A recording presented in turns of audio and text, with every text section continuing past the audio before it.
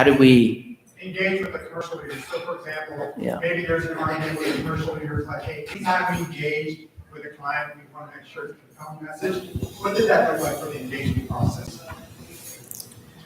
So are you talking about like how did that change the engagement that was happening? More specifically to a sales leader. Yeah, Because they want to protect the client sometimes. I see. Okay. I think that there was more like lessons learned. Like I'm trying to say this without getting myself into trouble. We spent a lot of time telling our clients what they could not do. We should be spending more of our telling our client or sharing with our clients what they can do. And that was the conversation. That was a huge aha moment for us, and it was a conversation changer. And it allowed us it gave us the flexibility and the breather to actually have those consultative conversations rather than showing them the Visa rule book and telling them they had to conform. Does that make sense?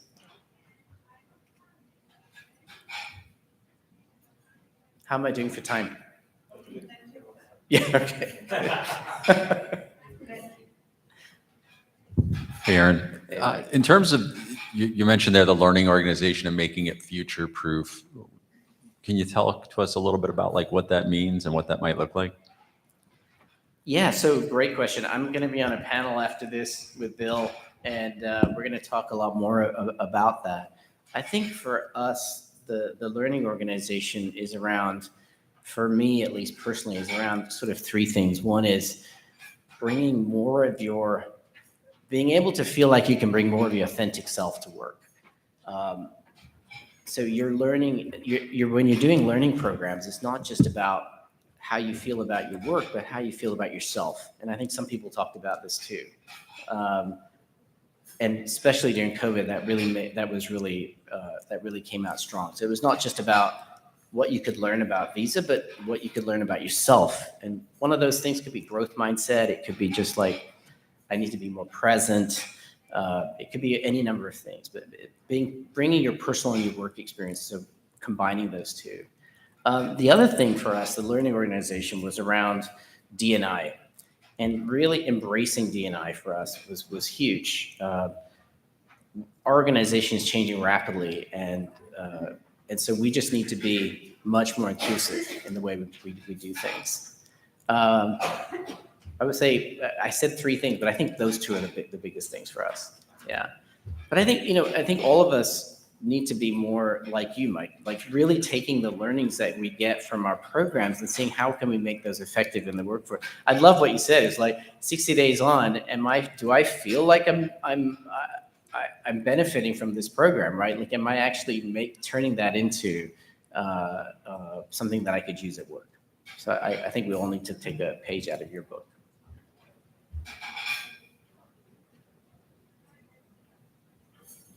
We got a long day ahead, so I'm okay if there's no more questions, but thank you. All right, thanks so much.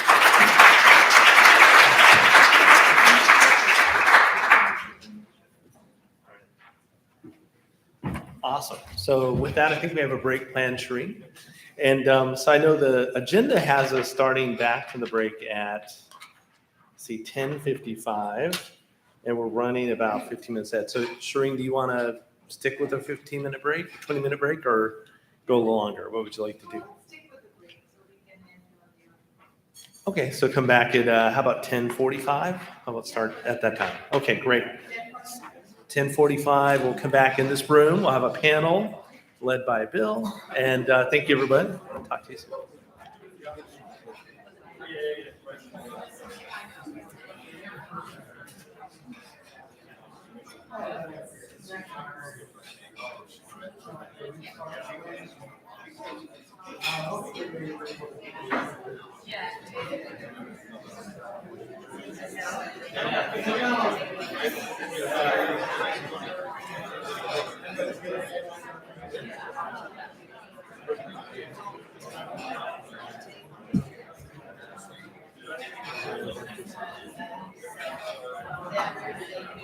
Are you okay, sir? Good question. Okay. You were talking earlier about bringing the person in. if I run it off my computer, then his audio out like now, 3.5 inches. Very,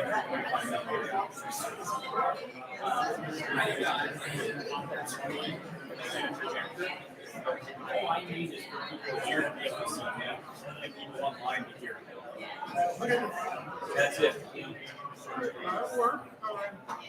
I already have a sound patch over here.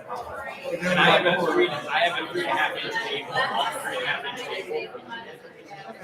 But he'll be able to hear me because I'm using two mics per combo. So that will just be able to hear me. I took it down right on you so you can hear me. But then here, since you already got a patch, you can be able to hear him through the speakers. I can hear him. Yeah, and we'll be able to hear him. I'll run the presentation right off here, like you had mentioned. So the presentation will run right through your computer now. So that way we can simplify that. It just says next slide. That's easy. That's easy. He knows the presentation, so that he'll have hard copies with him. That he'll just click through himself. And I'll know that the slide so that we can keep this pretty easy from a during the break.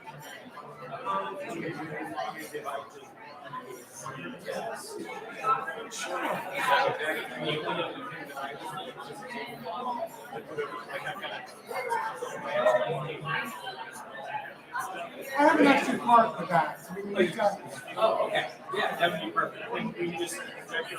It's a short throw projector. Okay. So,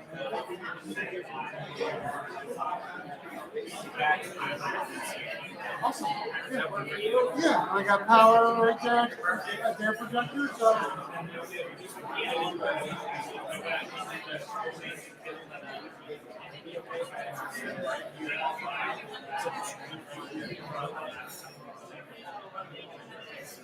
How quickly can we get rid of it afterward? it's a 4 CD screen pop up. Can't complain about that. Okay. If you've got a card, we can just do a quick unplug and slide it out. So, if you don't mind.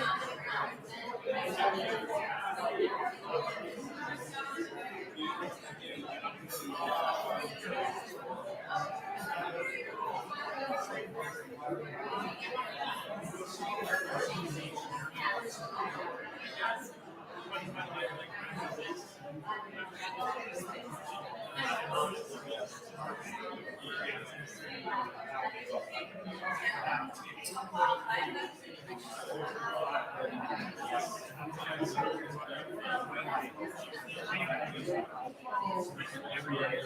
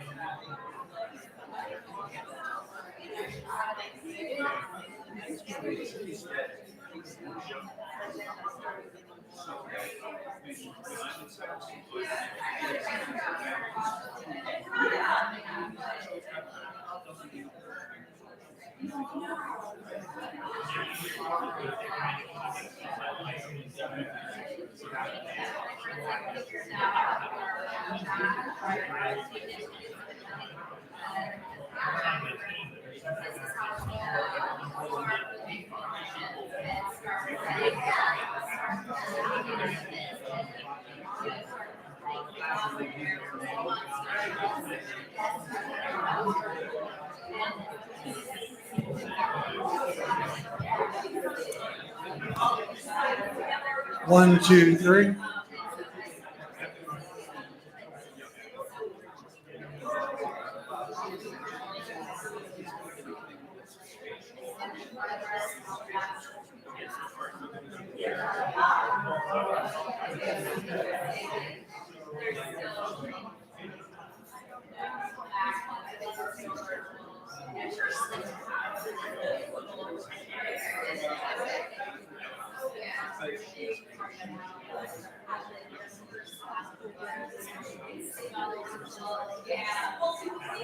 What is the stress?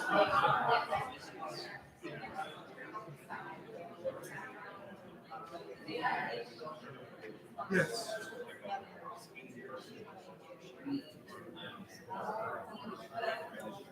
Yeah, the connection moving out here froze, and the laptop went green. I had to exit out of the flow, as YouTube calls it, and then start a new flow. And then I thought I sent everybody the new link to finish flow. Did you check your email?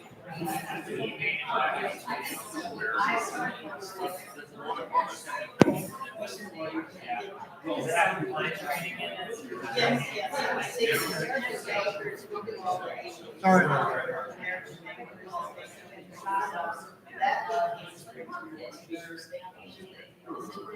For now, until if something else critically happens to the internet, whatever.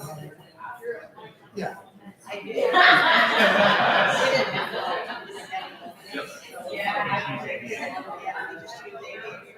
We will do our best. Sure. Bye-bye.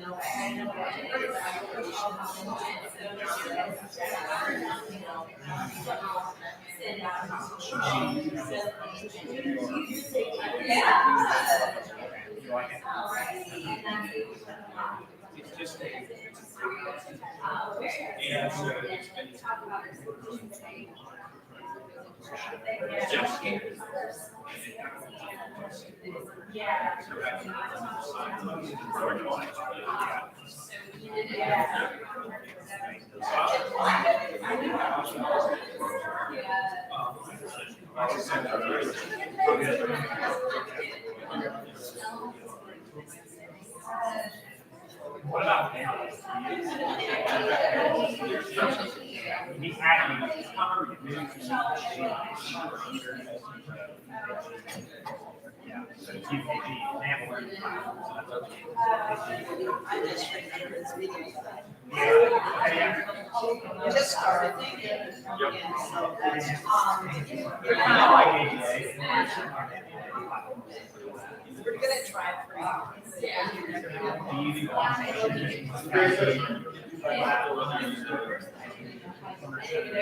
That's the hardest thing to keep. the time frame.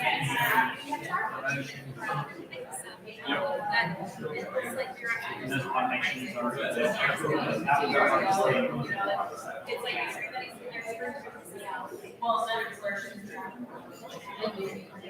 You never have any issues there. Yeah.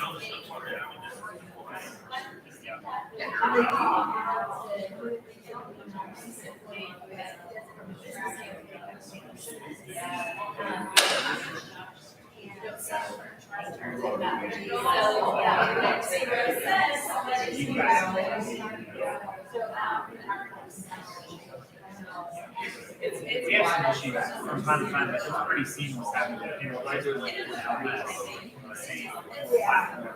They speak to each other, we build their coordination. We're always dealing with instead of automating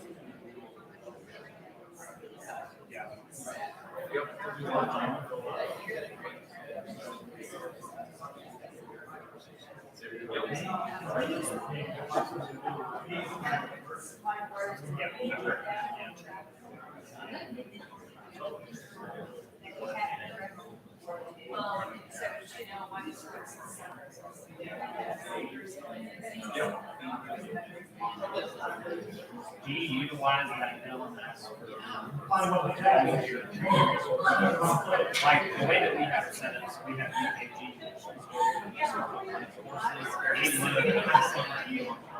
We actually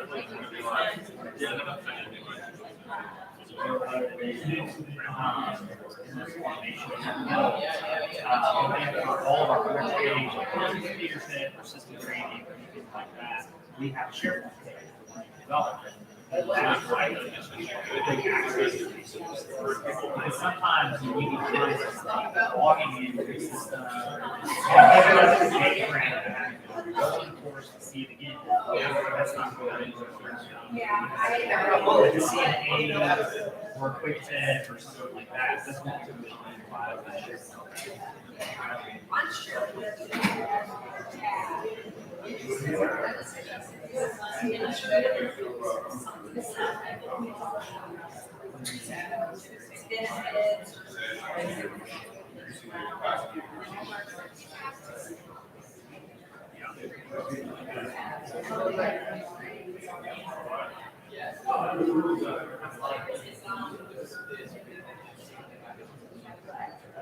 Your phone wants that to funds.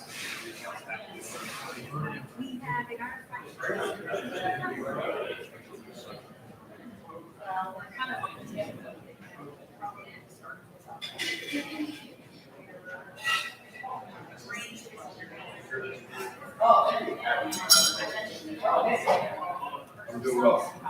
Got you.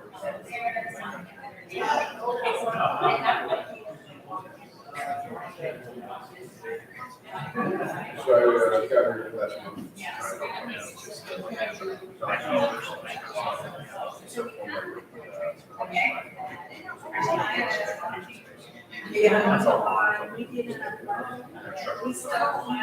Got too noisy. Oh, it got too noisy around, so I was walking. Sorry about that.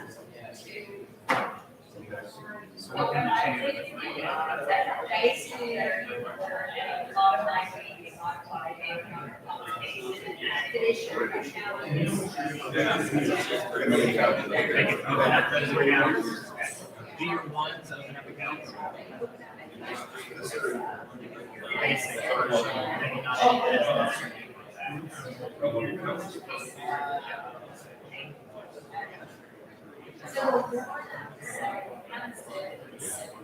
It was just getting them one thing. Yeah, it was just getting them one thing. Understand and care so that.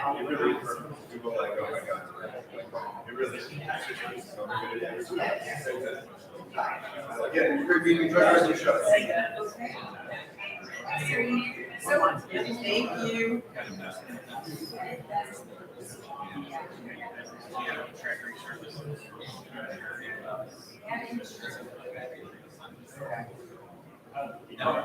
Yeah, we have treasury, insurance, just a lot, just purchase a plan through, you know, finance.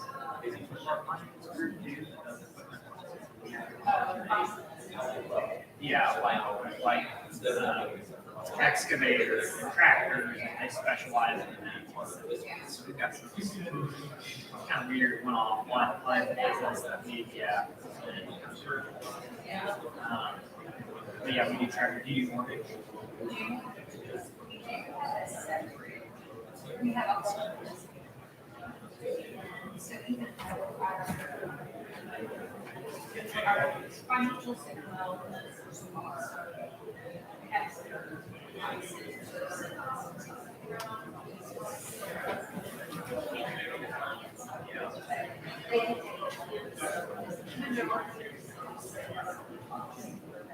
Yeah.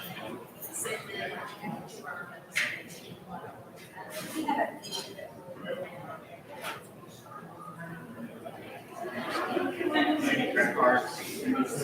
Yeah. Maybe I was measure that. running back and forth, I got a little complicated, so I felt good. I haven't quite got this yet.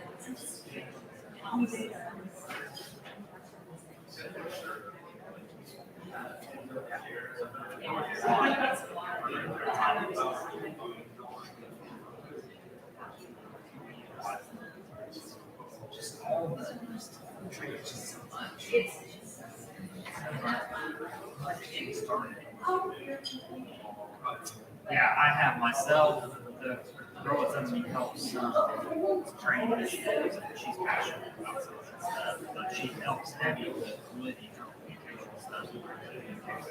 Yeah. We do some very, we do town halls, we do videos and stuff, we don't outsource any of that, we do all that in-house. Is that where you were using the? Canva. Yeah, I'm really interested in that because we want to.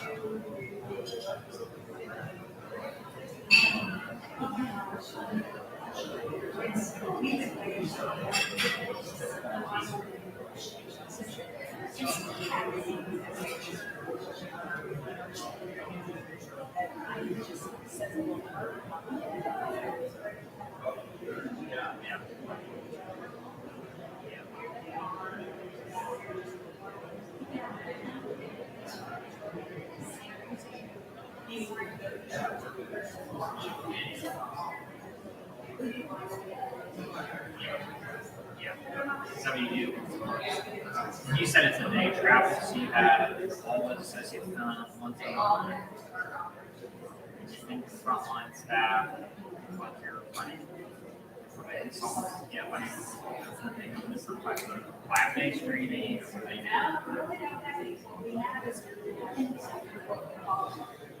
You started.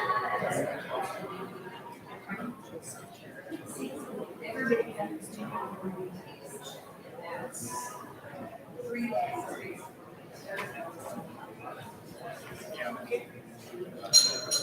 What's the concept for the person saying? We had an internet glitch and we lost the feed at the end of the last presentation. And I had to reset the link. Okay, so we didn't lose anything really. I don't think so. Right, okay.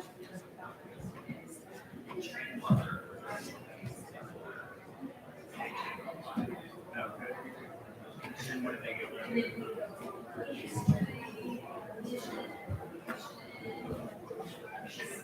All on site. You guys SharePoint.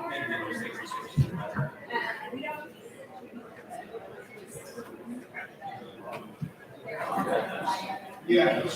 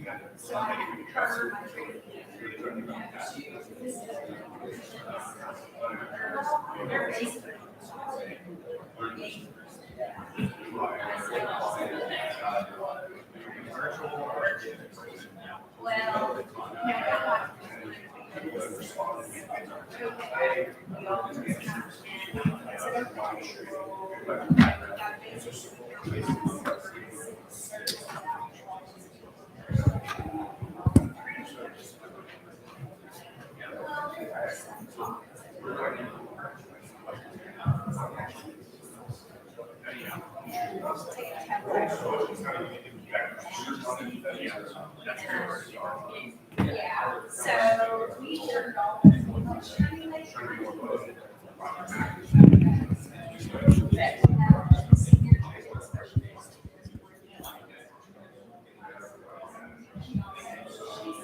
What are the other two? You're thinking everything, right?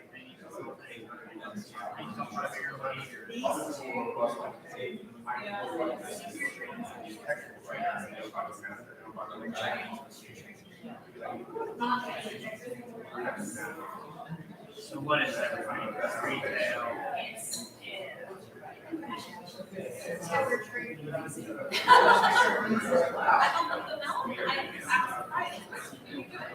What about outside?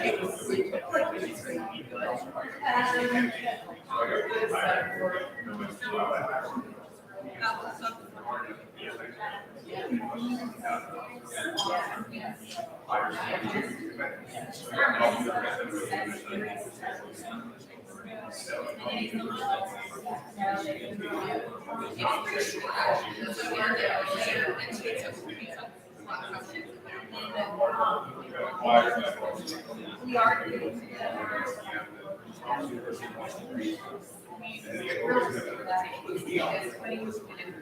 But it is. You have a couple of tips about me. The actual chip in it.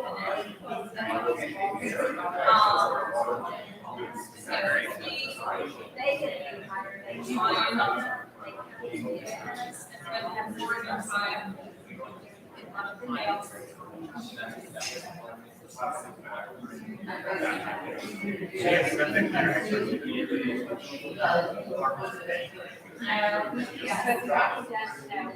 Yeah, like less internal stuff, more like facing.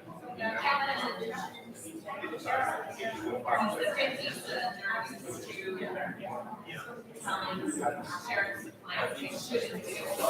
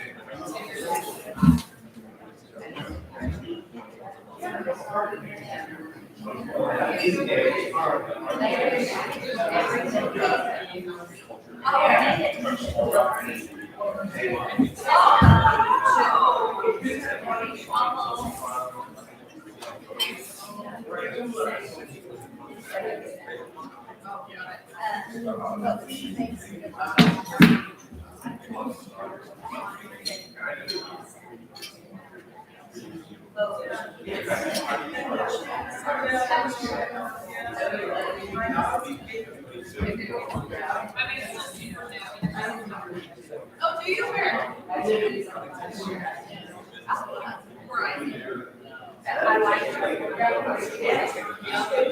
My dad made it. He's a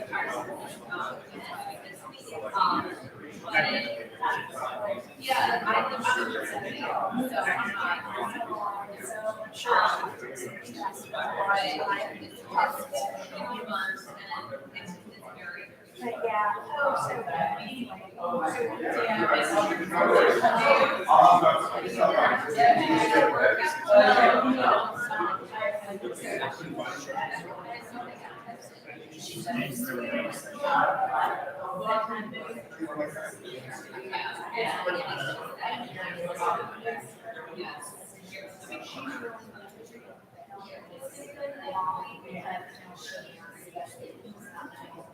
I'm guessing it could be very busy. They're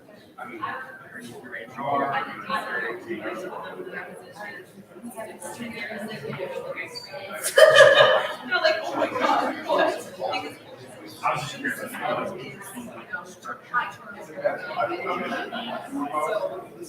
How did that make? Oh, yeah, no, they're definitely. Great at the time, like. Oh, no, even now,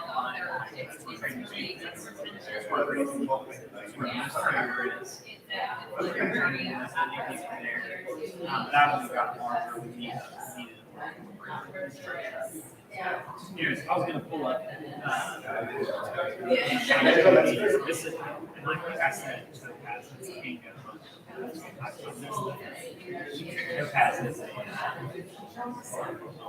We can use some. This is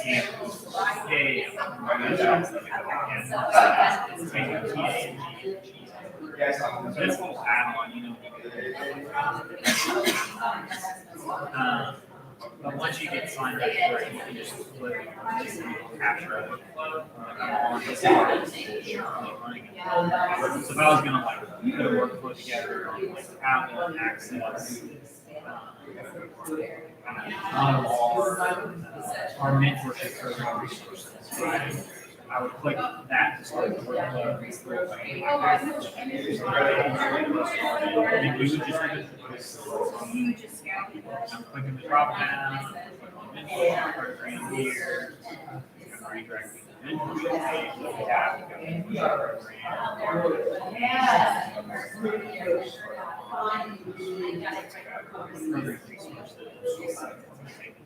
resources. And when I get done with whatever that was, I get done with that work, green button. And on that green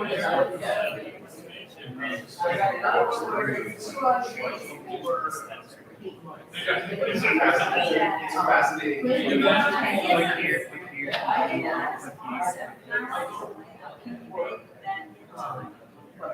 Yeah, so you can share a ton of different files. There's some magic copy, which you can basically copy. Paste the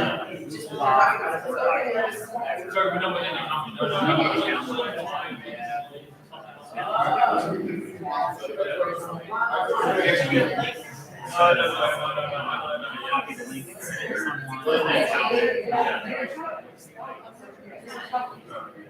that looks like this.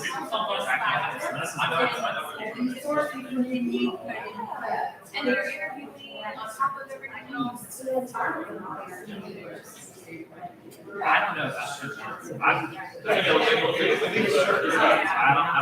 it helps some of your Yeah.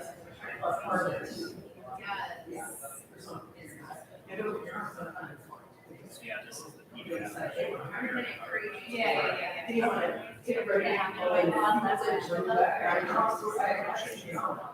There's, a bunch of different ways of trying to kind of this is free. I think the purchase version has to be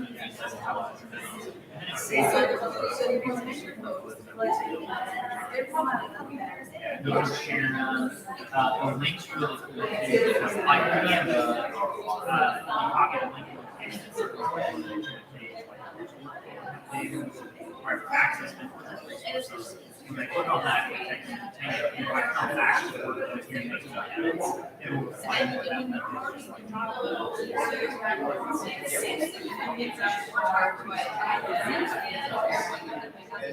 we just it's our fourth year, but this is my first year doing it, so we made some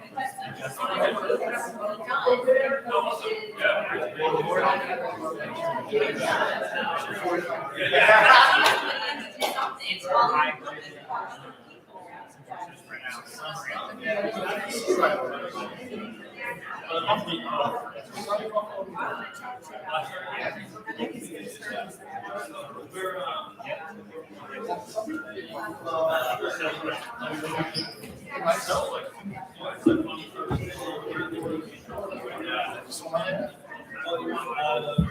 I decide if you want to share this. You're down here with me. Your name's on the back of my card, but it's also on this one. Oh, It's so funny. okay. Do you want to swap? Are you okay there? Oh, yeah. I like it on the ends. I guess I didn't need to yell at with an active mic pretty close. Turn it off. Can we? No, that seems dangerous. Oh, it should be on here. Yeah, I just physically moved it. Did you? I mean, you can probably shift it because it's. Yeah, it's like way No, it hasn't You're gone living dangerously, Aaron. Okay. We're sharing this mic. So living dangerously. That's what I like. Aaron, nice job. Oh, thanks. Yes, very nice. Short to the points, it's good. Way too short. No, but it's better to just get to the point, right? Especially when it's between you and a break. I know, right? Yeah. I don't want to get that reputation. Yeah. Who's gonna kick it off? Hi. Hi, I'm Joy. Nice to meet you. I'm gonna get something to drink. Joy, were you on a Cornell conversation? Did you join are you part of the, do you do things at Cornell ILR school? No. Okay, it's different Joy. Different Joy. Can I just borrow one piece of paper rather than getting one? Absolutely. One. Not borrow, I mean have. You are welcome to It's it. you. Thank you. We got a live mic, just FYI. Oh, look at that. Anything you say here can be, yeah. Yeah, but it comes across. I don't know if this thing is, these are on yet. Maybe off, I'm not sure. That's not on?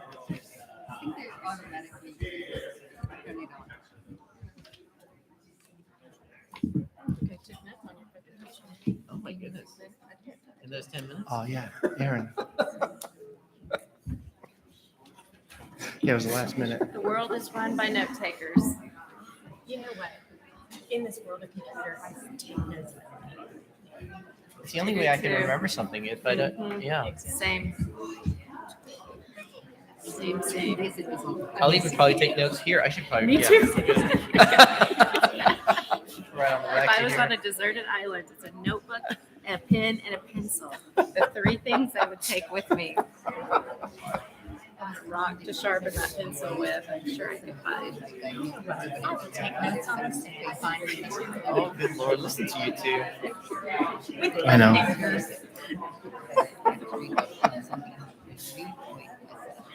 I was thinking, My mom teases me. She says I write lists of things to do. Then I have a list of lists. Of lists. I know. It It belongs feels like here. I'm So learning one all time over my again. mom came into my Which is room. good. She's on my list, and she wrote on one of my lists: spend more time with your mother. Okay, good morning, everybody. We're going to get back started, so welcome back. There's your 30-second warning. Warning's probably not the best word. Okay, so we're going to get back to it. I'm Bill Kennelly. I'll be the moderator for the next panel discussion. So I'll talk slower while everybody else finishes their conversation. And are we ready? Almost? All right, good. So again, I'm Bill Kennelly from M&T Bank. I've been attending this conference for a long time. We were just saying, Joy and I think we're back at a few of these decades ago. And we see some familiar faces, which is, after the last 2 years, awesome to see the familiar faces. But I feel like I'm learning and meeting so many new people, which is also fantastic. So very excited to be here. And we'll take a deeper dive at this topic of learning and development, and creating that workforce development, that culture of learning in this hybrid environment, which we've teed up very well with all the conversations so far this morning. And again, with the backdrop of the Great Resignation. But we'll take a little bit of a different twist, because simply we have different people sitting here. So you're going to get different perspectives, some different questions. And then again, we'll open it up. So the one thing that I'd say before I turn it over and let the panelists introduce themselves is there is this kind of value chain, and I think we've heard it a little bit in this morning so far, of how to get really, really good at this thing we call learning and development. And that is, and I think, was it Mike from B of A this morning mentioned the experience.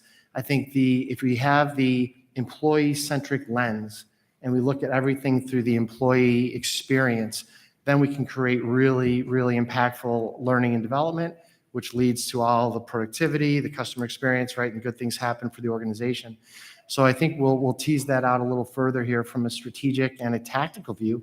And that's one of the things that I really love about this conference, is we can get to, yeah, that's great, we all get the theory, but how do you do that? What are other people doing, and what does it look like? So that's kind of what we'll get into. So with that, I'll turn it over. Joy, if you want to introduce yourself.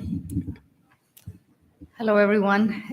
Nice to meet you. I was just talking to Will. I used to come to this conference. It was more like, hi, I haven't seen you in a year. How are things going? So hello to some of the familiar faces, old friends, and to the new ones that I haven't met yet. Getting to know you would be my honor. And it would be just stop by, say hello. This is a great place. If this is your first time, a special welcome, great conference. You'll get to learn a lot and hopefully teach us a few things also. Joy Joseph, I've been in the learning space, oh gosh, longer than I care to remember or admit in some cases. So, and right now I am the Chief Learning Officer for Liberty Mutual Investments, which from an insurance company, you've seen the commercials, company that insures cars and homes, and on a commercial side, planes and hotels. So all of that premium comes in. My unit actually invests the premiums. It's an asset management firm within an insurance company. I'm the Chief Learning Officer for them, based out of Boston, although we'll talk about it. I live in New Jersey. I work out of my home, yet all of my colleagues are in Boston. So nice to meet all of you. Hope to continue the conversation. Awesome. Hi, I'm Debbie Woldridge, and I am the CEO and founder of TTC Innovations. We're a 21, just celebrated our 21st anniversary, year-old company. What we do is help our clients be successful in creating training solutions for their employees. And we do it in a couple of different ways. The first way that we do that is through our project-based services, where we're helping our clients who come to us with an initiative that they're trying to solve for, and we create the training solutions for them, branded in their templates, and it looks just like their company produced that material. The second way that we assist our clients is through our staff augmentation services, which we call Innovators on Demand. And I tell you, with all of the challenges that our clients have been facing with COVID, and then the Great Resignation, it's really become a service that we feel like we can make bigger and better for our clients to really help them quickly solve for challenges that they're facing in their organizations due to staffing challenges. So I'm excited to be here and excited to learn where your organization's challenges currently are, because it makes us better. It helps us to understand what your needs are so that we can be a better service provider for all of you. So I'm excited to be here. Hopefully I'll take this one. Hey, it's Aaron again. Deja vu.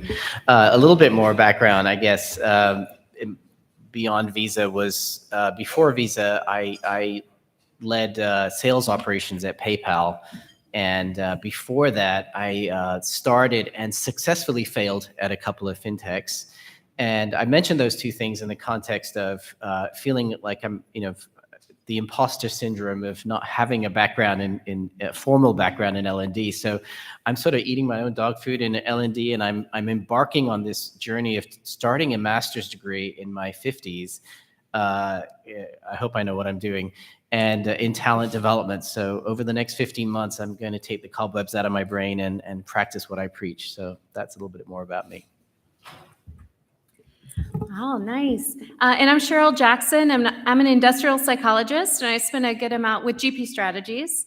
I spent a good amount of my career in talent management. So I'm excited about your master's degree.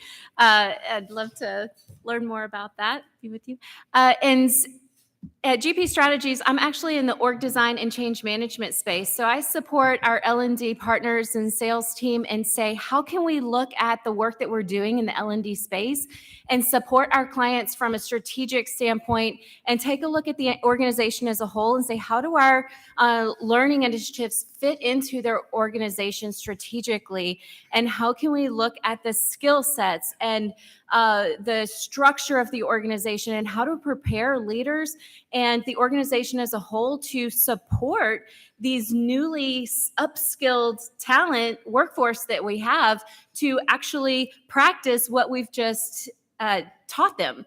And how do we help enable that workforce throughout this from a change standpoint so that they continue to practice it? So many times we put this training initiative or this learning initiative out there and then it drops, or they go out there and practice it and say, this doesn't really work out there. My leader doesn't support this, or the processes don't support it, or there's nowhere to actually practice this. It's easier to do it the other way. And I'm sure all of you learning folks out there are like, yes, we've heard that so many times. It's easier to do it the old way. And so if you put in a change practice to help support that and hold their hand so it really becomes embedded into the organization, it flows a lot more smoothly. And so we've been packaging our change process to a lot of these initiatives and seeing our clients succeed with these initiatives a lot better. And so that's what our practice does, and some of the things I'll be talking to you with you about today. All right, great. So that tees up the first question really, really well. And I'm going to make an executive decision here and start with leaders because you just mentioned it, right? That they're key to any change effort, whether it's learning, et cetera. So, but I'm going to turn the question first to Aaron. So I'll ask you first and then anybody else can join in. The importance of leaders we've just established, but what do you see being done to ensure leaders are prepared? And specific examples would be great, but this is a three-part question. I hope you're ready. What are we doing to make sure the leaders are prepared?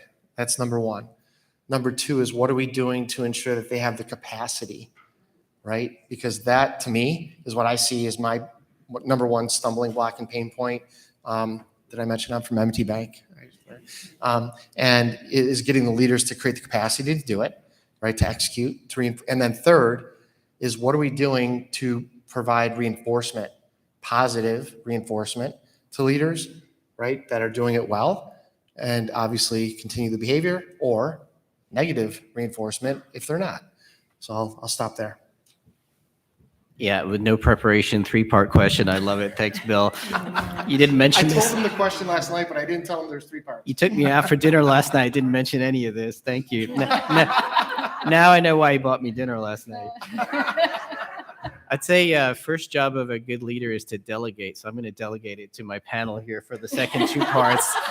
I think my only comment around the first part is you were mentioning like for leaders these days, I honestly think fundamentally just having a sound sense of an embracing coaching. I think I mentioned to Mike the two things about developing a learning org. One was D&I. I think we've talked a little bit about that. The other one is bringing your authentic self to work.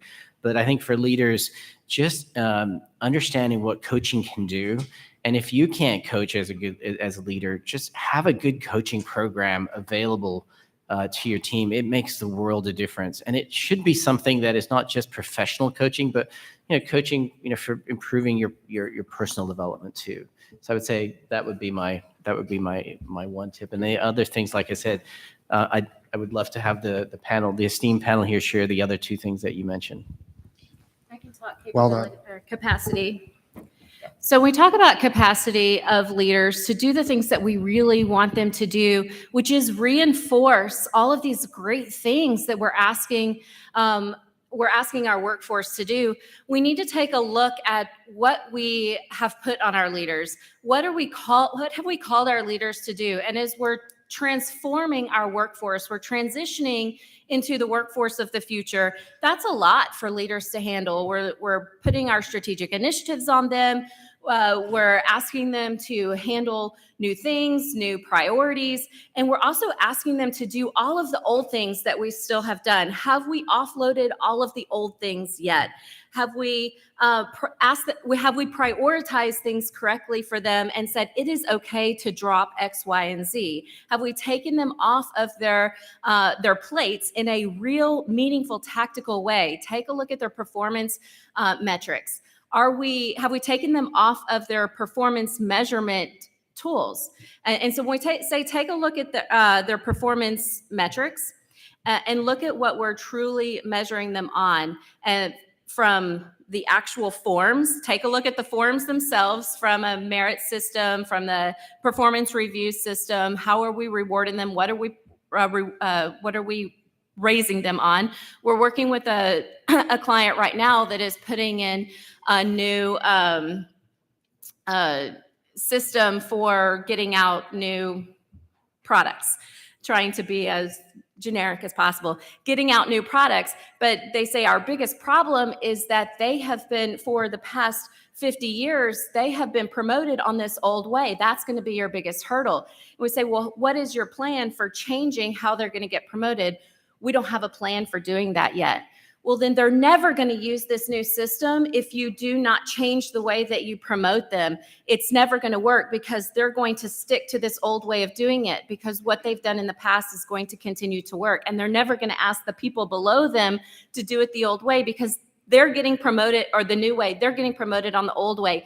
You have to look at your systems and take things off their plates that are not part of the new way of doing things. So you have to look at your systems and take things off. So it requires looking at their workload, looking at the processes, and making sure they're all aligned to this new strategic vision. So that requires not only a workload, but also a process review. We also worked with another client that said, we're so overloaded, we don't have time to dedicate to our employees to help develop them, because from an engagement standpoint, their employees said, I'm not getting time with my manager.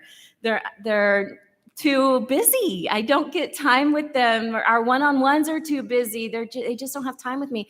We talked to the managers and they said, 75% of my time I'm spending on administrative tasks. I'm looking at FMLA changing, and this was actually with our HR business partners and their HR team. So they were serving their own clients from an HR business standpoint, but from their team standpoint, they were also having to be managers and leaders of those teams. So we said, how can we get that workload off of them so they can not only serve their clients, but also serve their teams? So you have to take things off of them. And that requires looking at actual tasks, breaking that down and removing some of those things, process flow, org design, structure. So sometimes it's like, it feels like backdoor things, like things that don't matter as much. We're not looking at that, but you have to clean out so that we can focus on what really matters. Capability, you have to have time or capacity. You have to give them time to be able to spend on what matters.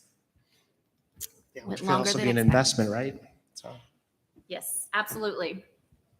great. Anybody else have anything to add to? Well, the only thing I was going to add to that is we have a lot of leaders by default in our organization. And so the challenge that they face is that a lot of people get promoted into roles that they were fantastic at performing in, but they become a manager or a leader. And as a company, if we haven't invested in their leadership skill set, then all you have is a group of people who are going to continue doing the tasks that they were doing before versus focusing in on that leadership. And it brought to mind the statistic you talked about, that 80-20 split, where your Visa team were spending 80% of their time doing tasks, 20% with their clients. What if we looked at that same number with our leadership and said, why don't you spend 80% of your time being a leader or training to be a leader and 20% doing the day-to-day tasks, so removing some of those things off their plate? Wouldn't that be so much more powerful for our leadership team? Wow. Only thing I would add from a leadership standpoint is I encourage all of my team and all of the learning folks is work with your business. If the time isn't right for the individual, or they can't commit in terms of time, in terms of capacity, as well as engage to the wonderful programs that we put in, forcing them or dangling that in front of them as a completion process to the promotion is a bad idea. And so when I go to my executive committee, this is what I say. This is the time commitment. Don't nominate people into this program if they can't commit, whether the reason is because of a big project is coming in, because the investment committee wants them, or they, for personal reasons, can't do it because this investment, since I work in investments, is a waste, and they clearly understand. Don't do that. Give that opportunity to somebody else. So, and if we don't, I've been guilty, if we don't work with the business cycle when they need the people, what often ends up with forcing people through the program, that's like, I don't have time, I just need to come. And then my program managers are chasing them. Hey, did you turn this in? And then it's just a task that they're checking the box to complete, as opposed to absorbing what we're trying to teach them.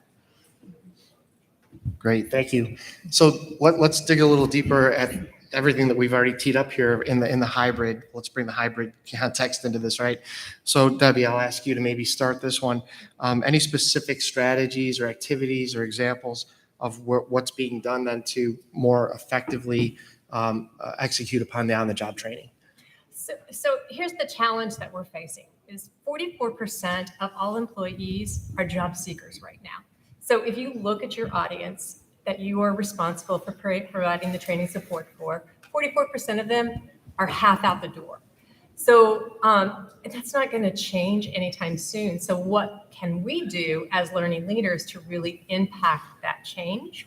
I found another statistic that demonstrated 86% of employees are likely to leave their job if the new position supports a better opportunity for professional development, which tells us the answers to the Great Resignation are sitting in this room here. It's what you do every day in your learning and development organizations to truly support the learning needs in the employee needs for learning in your organization. And one of the biggest challenges is that we have so many open positions. We have so many challenging roles where people are shifting, moving, that it begins to become this big blur. And it's almost as if the problem is so big, we don't know how to begin to solve it. And I will tell you that you probably already implemented this really cool hybrid model during COVID because you had to. How many of you introduced a COVID-19 response model in your organization during COVID? Yeah, probably most of you. And what that looked like was today, you, and you are going to go over and do this job instead. You, and you are going to take customer calls. You, and you are going to take HR calls. Did we take 6 weeks to onboard you and train you to take that role? Absolutely not. We work with a client that makes appliances, and the global lead of their learning and development organization was talking with me, and we were just chit-chatting about how COVID impacted them. And he said the scariest thing for him was that he ended up on the shop floor building refrigerators. Obviously, his background, learning and development, trained him so well to do this. But what they learned is that they can absolutely job share, job learn, and you don't have to have these huge, long new hire training programs to do it.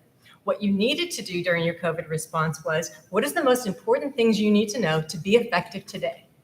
That's what our new hires are looking for. What do they need to know to be effective today? They don't want to spend 6 to 8 weeks in your new hire training programs. They want to be a contributor immediately in your organization. That's their biggest goal. And the younger the employees, the more likely they are to want to jump right into being a contributor. Our Gen Zs are hugely excited about helping you solve your business needs.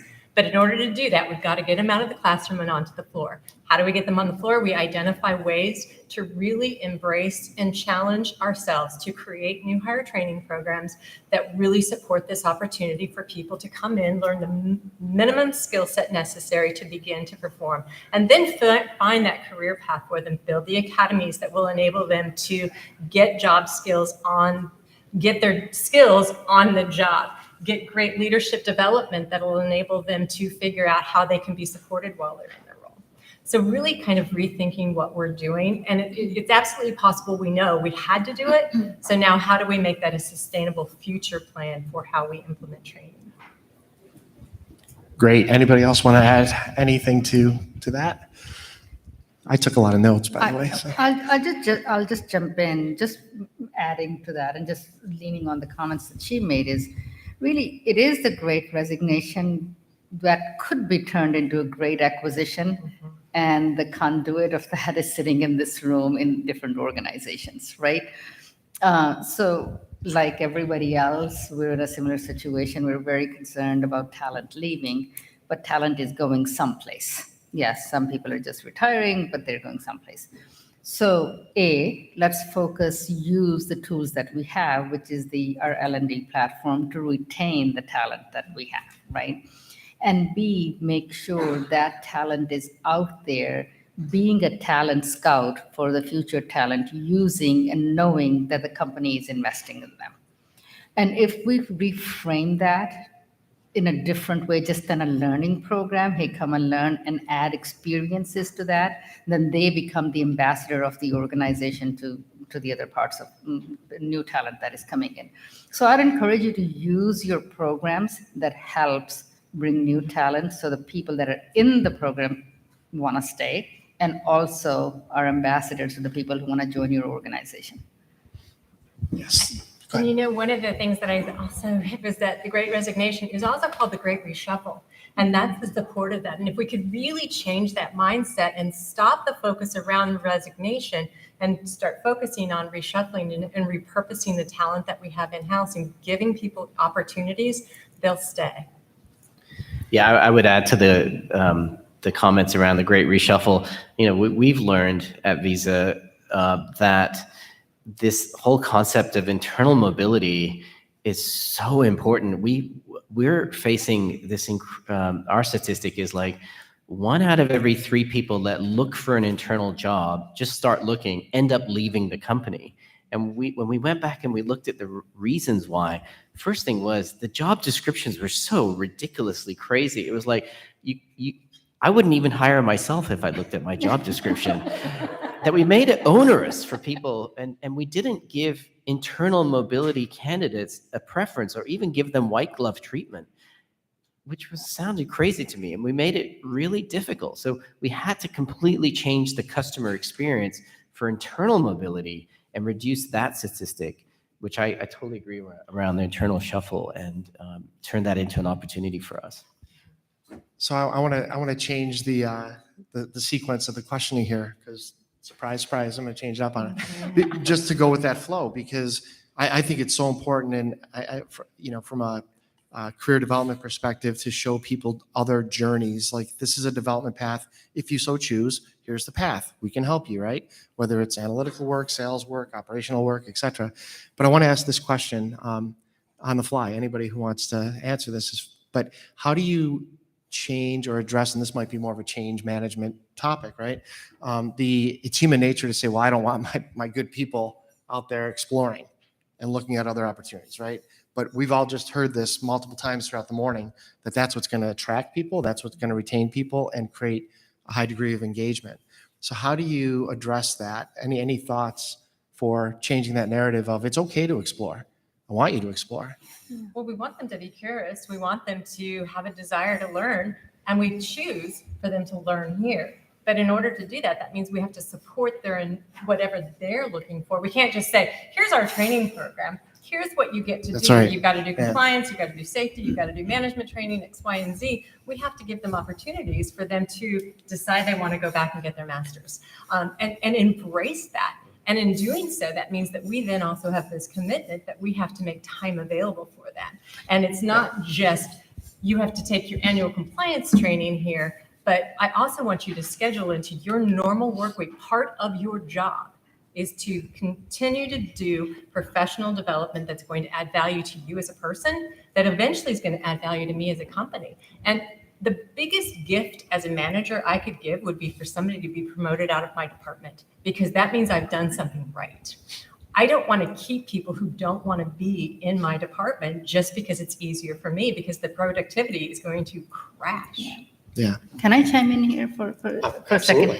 I 100% agree with what is said. I'll just give you a couple of items just to actual practical how you do that in your organization, because it's so tough, right? I mean, I'm a manager too, so I'm a star employee, right? When I'm worried sick that the other 5 are going to be leaving in the star employee, that the last thing I want to do is promote into them at this time, because then how am I going to fill it?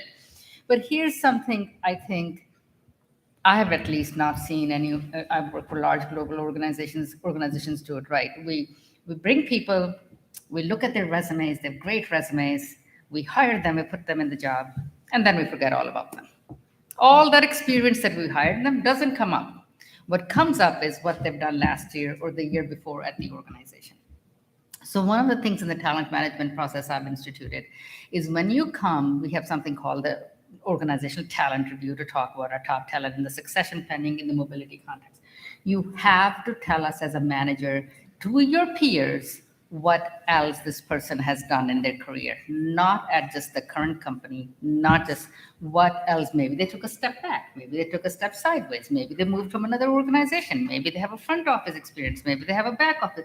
We have to talk about it so when the right role comes up, rather than looking outside, we know there's somebody here. The second thing I would say is forcing those managers to talk about what are the moments that matter to that particular employee. So we have launched this whole thing called Moments That Matter. Some employees want flexibility, like me. My company is Boston. I live in New Jersey. I have a young son. I don't really care to move at this time, right? Other employees, different moments matter to them. They more want, especially the younger ones, they want more networking opportunities. They want more that apprenticeship, hands-on learning. So how do I provide for that? If the leader can't speak about these, they're not ready to move the employee, and the organization cannot do it on their behalf, because ours is a 28,000 employee organization. We just can't know everybody. So institute and put things in there that help the others know that this great person exists in this organization and they have this background, and for whatever reason they're doing this role now, but maybe ready for something else. Great. I Thank you. have something to add to this discussion. And Bill, I was chomping at the bit, trying to keep my mouth shut on that entire conversation, knowing my question was next. It was so juicy. But on this question, so, we're talking about getting managers to recognize the value of sharing talent and letting them go. And it can't just be a few really good managers that recognize that. It has to come from the top. It really has to be a culture of recognizing the value in shared talent. Our organization will not succeed if we're all holding on to our own talent and we're not sharing it. And so it has to be a cultural thing. And so how do we get that message out? It has to come from our top leadership, recognizing it and demonstrating it and leading by example and sponsoring that thought process and initiative. And we've helped a lot of organizations go through this branding process of this change from I'm holding on to my talent as tightly as I can to seeing the value in opening those fingers and letting it go. And we have this PeopleFluent talent mobility tool that we've started to release out there that really helps expose the talent within our organizations. You put your skills in and other leaders can see it, but organizations say, why would I want my person to put their data in here? And we help organizations see why they would want that. And we help them see their organizations flourish because people are staying inside. Exactly what you were saying, Aaron, is that they're moving internally instead of externally. And when it comes to engagement, employees are growing internally and using those talents and saying, I'm here because I wanted to get my foot in the door and now I can grow, or I've built these skills and now I can use them internally. But it has to be a cultural movement, which a lot of organizations don't have. So it has to be a growth and a learning opportunity for that organization as a whole. And every leader has to develop into that if they're not there already. Yeah, great. I have a data point to substantiate kind of that as well. You made me remember. We thought it was going to be about 20% of our population would stand up and say, yeah, I want to explore. And 80% would say, I'm good where I am. I just want to get better at what I do. And then we did some analysis around that with a vendor, and it ended up being almost the polar opposite. I mean, it was almost 70% that said, I want to explore. I don't know if I want to do anything else, but I want to know that I have the opportunity to explore. Well, and I think that that's huge. And I love this idea of the managers reaching out and identifying some of the skill sets and what else have you done? Because with the Great Reshuffle, and we're going to call it that from now on, we're not going to call it the Great Resignation. With the Great Reshuffle, we have gaps in our organization and they're holes that need to be filled immediately. And what if the talent is over in the next department over and we just aren't aware of that talent? So being able to share that information not only helps that individual grow and have different opportunities and stay in your organization, but it also helps you to fill some of those critical moments that you're having in your organization without having to try to vet out a bunch of new talent. And trust me, you put a job ad out there, you may get applicants, but chances are they're not going to fill everything that you need on that job skill list because there's 150 other ads just like yours out there. Mm-hmm. Yeah, absolutely. And I think in the spirit of talent management, I can't believe this is the last time I'm going to be moderating because I just keep changing the questions on people. I'm kidding. But I'm going to go with the flow. But from a talent management, identifying the talent, and Cheryl, this actually is in synergy with what question you thought you were going to get. Okay, good. So This is why I don't prep. that's right. But how do you identify those skills for the future, right? When you look around from and that's talent management, right? You're not only looking at current needs and desires of your talent, but what are the skills we need? Where are the skill gaps that we envision? That's part of talent management as well. So I don't know if you could speak a little bit. How do you do that really well from a change management perspective? Yeah, so when we're looking at the skills for the future, so first of all, it's strategic vision, right? Where are we going from an organizational standpoint? So we're gathering all of our leaders in a room, casting that vision. Where do we see us going? But from a skills standpoint, we're looking now at our changing workforce. So HR being in that room and saying, okay, you may have the strategic vision, but we've got to look at our workforce and see that our workforce is changing in a very meaningful and sometimes a little bit of a scary way. We don't have the same skill sets that we used to have coming in here. Our workforce is maybe a little less prepared than it used to be when we think of our technical roles. And maybe in this room, we're not facing some of the same challenges that many of our clients, especially in the manufacturing industry, are facing, where they're like, wow, some of our base level roles are ill prepared. We're actually having to build universities just to get our base level roles staffed. And we are very terrified that we're not going to be able to build ships for the Navy, for example.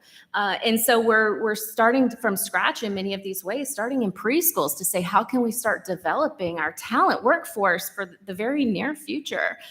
So we're starting to look at this vision and say, how does it impact the vision that we can have for where we want to go? And in the technology field, how do we start aligning the skills that we need for where we want to go? So we're looking at the gaps that we have, and also our workforce is changing from a desire standpoint.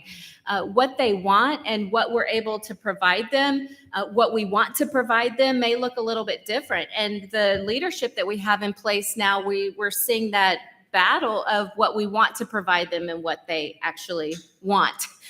we're having some misalignment there. So casting a vision for ourselves as an organization and making sure that's in alignment with what our employees want. So I have this from two different standpoints. One is the organizational side, looking at where we're going, looking at the skills that we need for that, and saying, how can we start developing those internally? And it's no longer just in time training that we're really looking at for those skills. We have to start developing them in our workforce from day one and start hiring for basic abilities instead of skills. So how do we look at those numerical abilities, mechanical abilities, change agility, problem solving, creativity, those basic abilities that really around age 16 are more or less set. We want to identify those people that we can build upon their skills, those people that can get on the floor and start building refrigerators if we need to, or shift in moments of need, because our future is not going to be as certain as it may have been 50 years ago, 20 years ago, 5 years ago. The changing workforce is dynamic. We can expect that moving forward. We also want those that are more open to diversity and those aspects that we're really looking for in our future. And then we can add skills to that pot. And that's a little bit of a different approach than we've been looking at over the past 10 years, where we were looking for specific skills and asking for these specifics. And then like, you don't have the Excel skills that we're looking for, so I can move to the next candidate. We can no longer do that. We're looking for someone that we can grow within our organization. We want to take someone and move them around and grow them. So start looking for those characteristics, the culture add, not someone who fits in the culture that we already have. We want to add to that. Skill add, not someone who fits in the skill set that we think that we want right now. And that's more of a strategic approach and strategic alignment. The other side of that, focus not only on the organization side, but the individual side. Take a look at the people that you have in your organization right now. And I'm going to lean on the engagement side. And I was so happy with what you were talking about. We have all of these employees that what they talk about is they want to grow, they want to develop, they want all of these things. We can provide those within our current environment right now. People change jobs looking for something. They don't have to do that. They can have that in the organization right now. Our organizations, they are just ripe for opportunities. We just need to give them. And so many times in learning and development, we create these learning initiatives and these things for what we want to provide them in an organization. Here's your career opportunity. They have a whole life out here. And as Jamie said, that they want to fit their work into their life. We're so busy trying to teach them how to fit their life into their work. And they're like, you don't get it. My life does not revolve around work. My life is this big thing that work fits into. And as organizations, we need to figure that out a little bit faster. Work is just part of this whole bigger ecosystem that they've got going on.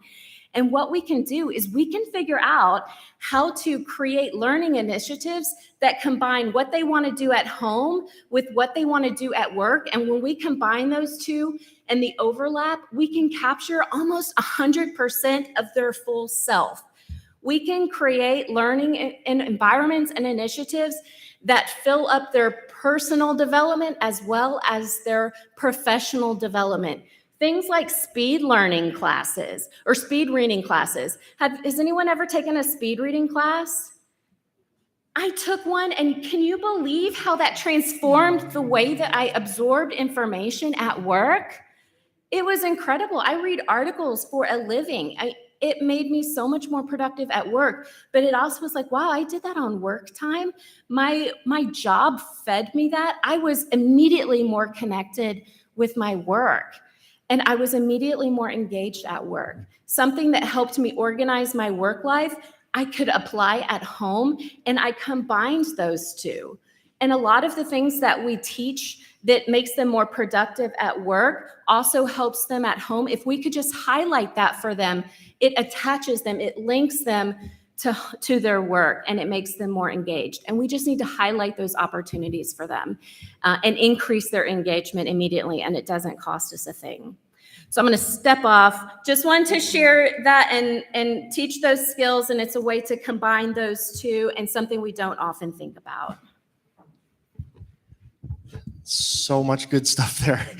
But the strategic part, I think, is really important as well, right? That you mentioned, learning and development people being part of the strategic perspective there and chipping in. And I personally love the professional development piece. I think there's the business case side, right? That you have to sell almost to say that, like, hey, this is important. This is why we need to do this.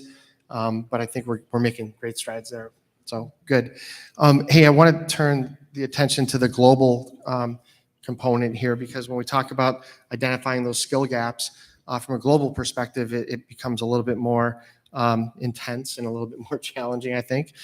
Joy, you've got a little experience with this, so I'll ask you how to make sure that we're looking for those skills that are transferable across business lines and kind of what we're saying here, not just for a specific function or role. So the truth is, it's very, very complex. I don't have all the answers. I actually have. Well, then we'll move on to the next Like- question. My current company is in 28 different countries. My last company was in 52 different countries. And my company before, some of you, David shaking his head in the back, UBS, was also in, 30 plus countries. So globally, it's very, very difficult. Whether it's learning, whether we're talking about DEI, whether we're talking about engagement, whether we're talking about employer branding, it's just very difficult to make one size fits all. It's just not.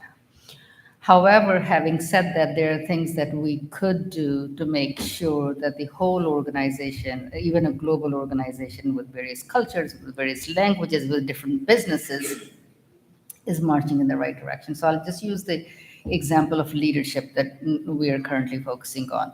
Rather than actually giving them skills how to delegate, for example, important skill, rather than giving them how to manage people, important skills, we've aligned on like 4 major things that we would want to see a global leader exhibit in their work, regardless of what level they are in the organization. I wrote them down so I don't get them wrong. The number 1 is you have to think like an owner.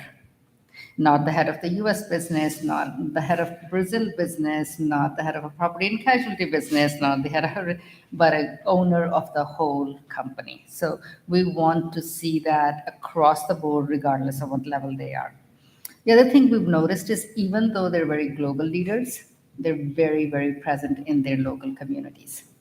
They may fly to different places to do meetings or meet with colleagues, but very, very available and present in the local communities and well known.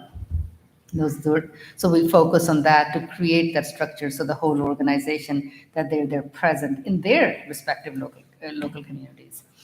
The third one, which is interesting, we touched on it, is on they're able to move people. Not just from job to job, but to be able to do different things. So within their own organizations, because they think like an owner, they don't think like I'm giving up talent to somebody else. Because they're the owner, they think like I'm helping, I'm gaining more talent and more experience. That was a big shift, and this was actually a learning point for me more recently in the thinking that goes on. And then finally, we're seeing those people that we're putting through our programs, and there are lots of programs we do to help them go through. They expect excellence in execution everywhere. It doesn't matter if they're leading actuarial departments or a learning department or an IT or marketing. They're just so strong on just excellence in the execution piece of it. So we took like these 4 elements rather than focusing on what I call tactical skills and trying to align it, but trying to get what these leaders look like globally. And it's also, from a talent standpoint, it's easier to move those leaders than from places to places, whether it's function to function or country to country. Just a quick example of that. It's very complex. Yeah. So how many of you in a global work in a global show of hands? Just curious. It's a complex and hundreds and hundreds of hours of meetings time go into it to figure this thing out, and it's tough to do. Yeah, it's very analogous. I think when Susie mentioned this morning, right? You got to always have some imperatives, some values that you're aligning to, and I think that's a good example of just setting 3 or 4 to everybody can align to, especially in that global setting. Okay, so anybody else have anything to chip in on that? The only thing I would add is that I love that ownership piece, because I think that honestly, if we could get all of our employees to have that sense of ownership, imagine the power of the work that they would produce if they really felt vested in and invested in by us as the company into their performance, and then giving them that opportunity to have that sense of ownership. My gosh, how powerful would that be? Just amazing. Yep, and that's when you capture both sides of engagement, the contribution side where they're giving all of that extra effort, and also the satisfaction side, but you're giving them what they need to fill their cup, and both sides are so critical. Absolutely. Great. So at this point, we'll probably open it up. I mean, we've covered a lot of ground here through the morning. So is there any questions that anybody has for any of the panelists, either based on what we've talked about or any other questions you'd just like to present at this time? Or comments or compliments for this great panel. Or examples of how you're doing these things, because the premise isn't you're sitting here going, oh my God, we never thought of these things. You're all doing these things, right? You're living this and breathing it. So any examples you have would be great. Great. Fortunately, I don't have any great examples to provide, but I have a question. So you really created this nice story arc about sort of the great reshuffling and the investments you can make internally, and the passion really shows through. But I'm sitting there thinking, gosh, if I'm happen to be in an environment maybe that hasn't quite fully embraced that mindset, how do you go about that? How do you make the pitch to your business, your executives? Where does that come from? Is it your HR partners? Is it L&D? Is it, what's your experience? But how do you make the See, it decision? all depends how you think about yourself. Are you Right. an owner or are you head of Exactly. So, Email to the CEO. I agree. It's a tough. My personal experience is I'm in the job of planting seeds.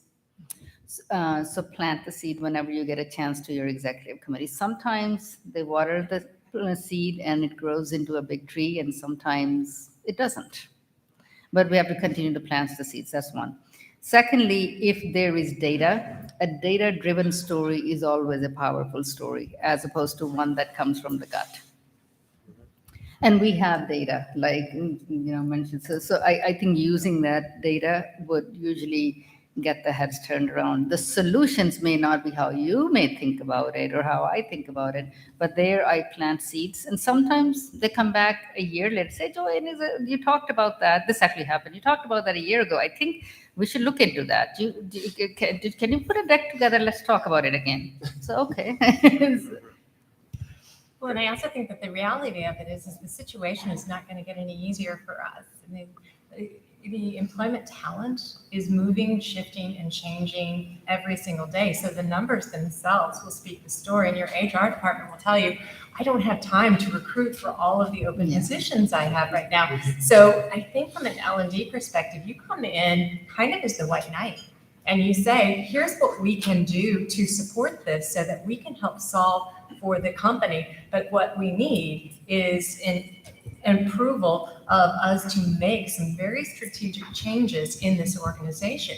But you have the answers. It all relies on the ability for us to grow the staff that we have, to nurture the incoming team members that are going to be joining our organization, and solve for our staffing problems ourselves, because nobody else is going to do it for us. I think just to build on our point, there is also traction in our company. It's tough to bubble up good ideas to the top. I mean, when it gets there, they're like, oh yeah, it makes sense, but do it. But to get to that point in my organization, it's such a barrier to get to where they listen is tough. And just to answer real quick, obviously we would love CEO sponsorship on absolutely anything, and ideally it would never be an HR initiative that drives something throughout an organization, though oftentimes human resources is kind of driving a lot of organizational initiatives that, come down. But ultimately, a lot of times our clients will say, I can't get the support that I need, but they can influence where they are. So whatever leader's trying to drive, you can make a better culture within, whatever vertical or whatever organization that leader can support, they can start an initiative there and start creating a better environment for those team members.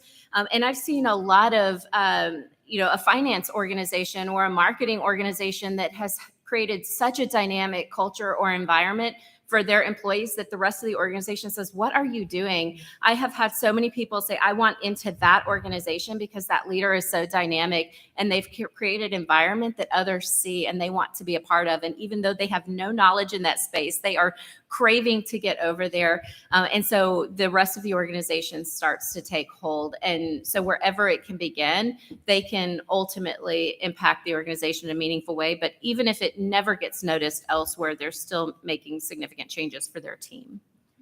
I think there's a question over there. Hi, I just have a question for your talent pipeline and bringing new talent in. Are you finding any changes with like college recruiting or internships where that was kind of a traditional way to bring people in? And is even that becoming even more competitive and different? Anyone? We do that, and I've asked my senior leaders to use the social media platform, talking about the senior most leaders from the XCOM, whether they use Twitter or the LinkedIn profile to talk about their organization to attract young talent. And then the third thing is our current program lasts two years for the college graduates or even with the master's degrees. One of the things that when we introduce them to Leadership 101, we're asking them to be the talent scouts for the incoming classes and giving them mentoring opportunities as new hires, as buddies to do so.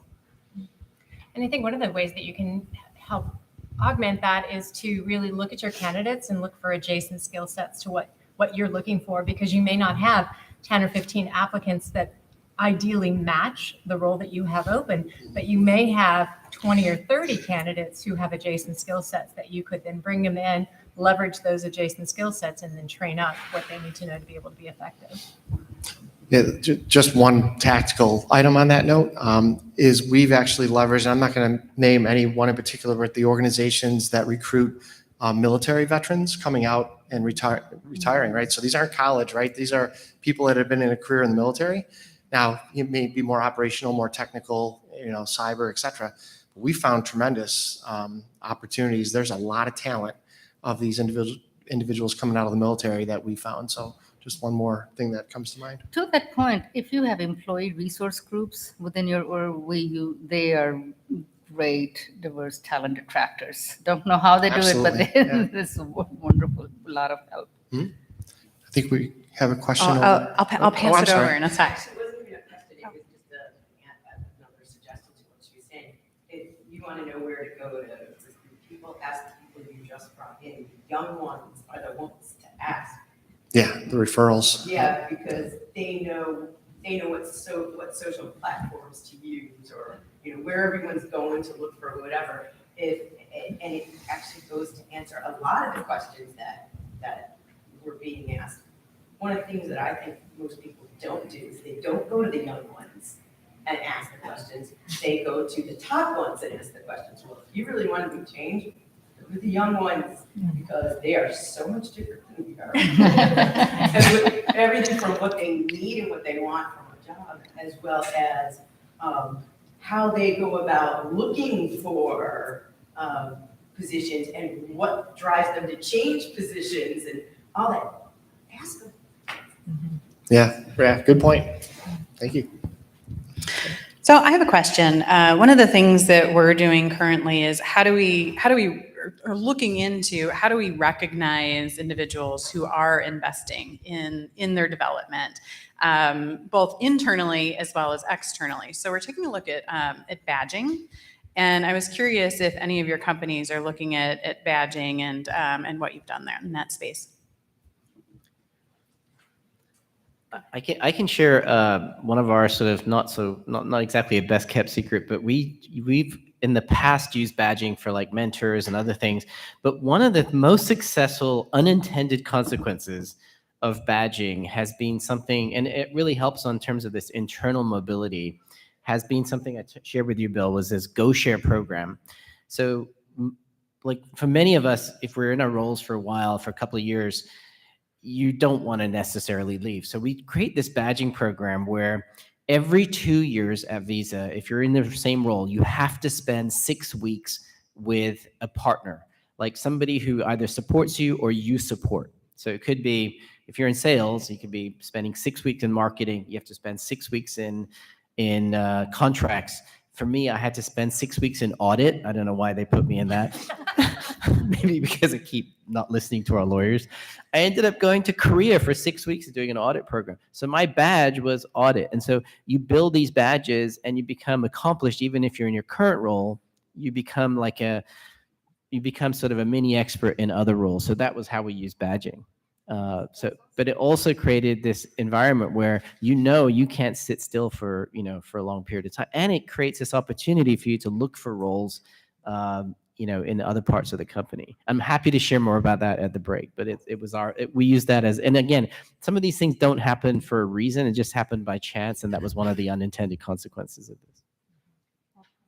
Yeah, I think badging can be a really great way to capitalize on the internal and external opportunities for people to learn and to show that their propensity for learning, their continued learning opportunities, and those that are really interested in it, because that is such an important part of one of those abilities that are so important for success, and adaptability and flexibility, all those important things that are going to help take us into the future, and change agility and all of those things that we need in order to retain flexibility.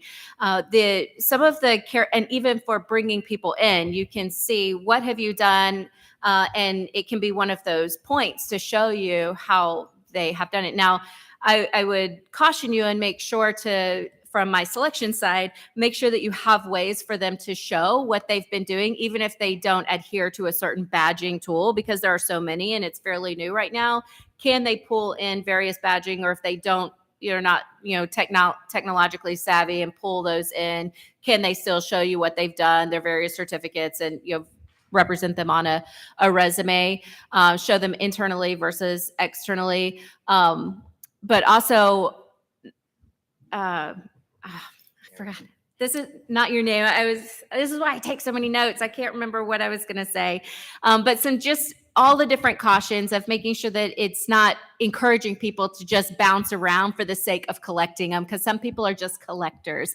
I just want to collect the badges, or I just want to make sure I'm checking them off, or just collecting all these experiences. But what are you doing with them? And are you growing and actually gaining the mastery of those? So potentially having like mastery levels, showing you your expertise. I know there are some companies, and Boeing does this very well. They have different levels, and they capture badges, and they even have their vendors participate in their badging process, which can be very cool.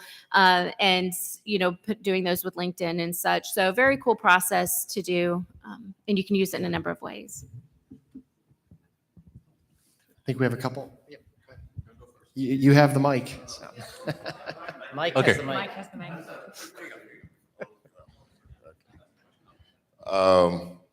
Weird. Hey, Yeah, it takes a minute to hear get used myself to it. It's talk. okay.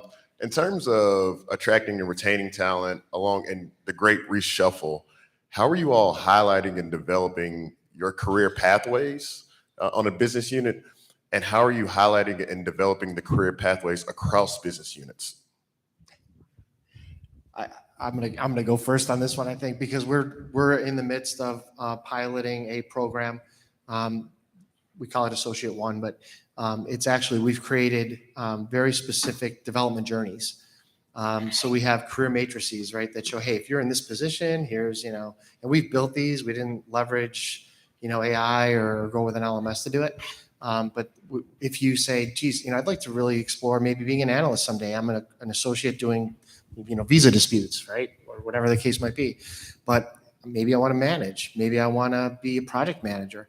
We've created these development journeys that say, okay, you can, in virtual environment, explore, and you can listen to testimonials of people in the job. You can do skills assessments. You can, et cetera, et cetera. So, but then there also has to be some component of feedback. So the coaching component, right? The real person telling you, yeah, you answered your skill assessment this way, but based on what I'm hearing, or et cetera. Anyway, not to get into too much detail, but so we've created those, but then across business lines, it honestly becomes a little more challenging to do that, because obviously it's a big organization that we're part of. So it just becomes, I think, a little more challenging. But within business lines, whether it's technology, operations, we've created those paths, and it seems so far so good. Is your question highlighting to the organization the career paths, like sharing with?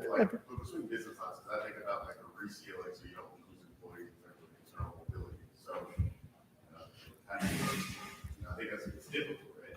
Yeah, in my pathways that I've created for high potentials, one of their requirements is that they have to get to know at least 2 other business lines in 2 different countries as part of their too. So this it shows their interest. If they're investments, do they want to go into commercial lines? If they're actuaries, do they want to go into underwriting, for example? And secondly, if once they go, they're not interested, that's also a win. So they know that's not something that I want to do. So we've asked them to do that too. And other leaders then get to know them as part of the process in other organizations. And we've had, so for example, our head of our portfolio construction was an actuary. Our chief operating officer was a CFO at the insurance side, and now she's on this as a result of that. So it can work. It just takes a lot more effort, I think. And I think that there's some bigger challenges out there if you have a decentralized learning system in your organization versus a centralized. I think it's much easier and cleaner if it's centralized, but that's just not the reality for all organizations. So then I think it becomes a matter of how do you market the opportunities in your organization and really look at learning and development as a marketing opportunity to share across all of your platforms and get that information out there. If you're not, I would encourage you to get involved in your organizational talent review processes, because a lot of gaps show up, and unfortunately the learning team members are not always at the table. And I would encourage you to go to your head of HR, whoever runs it, and say you want to sit in it and you want to hear directly from the leaders, specifically, to the gaps, and also if there is access of talent in a certain capability, in a certain skill. Agreed. So it was mentioned earlier in the conversation, we touched on it, and we talked about tapping into the younger generation, the Gen Ys, who are just now entering the workforce.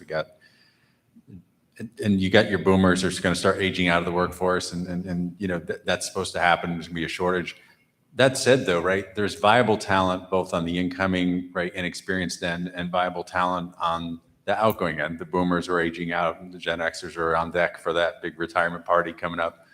Any thoughts about how to be more, and we talked about diversity and inclusion, how we be more inclusive in this pattern? There's been a lot of conversation about youth, and don't get me wrong, I mean, the people I just hired onto my team recently are fantastic. The question I have is about that intergenerational component of this equation, and how we're setting the deck and setting the stage for everyone to participate, regardless of where you are on that structure. If that makes sense. I think I talked in a big circle there, but I think there's a question there. I think there is too, but one of the things that I think you can use, you have some great knowledge that's getting ready to exit your organization. So why not use this opportunity to do mentorships and set up organizational supported opportunities for your older workforce to really help take on this new generation and sharing that tribal knowledge before they walk out the door.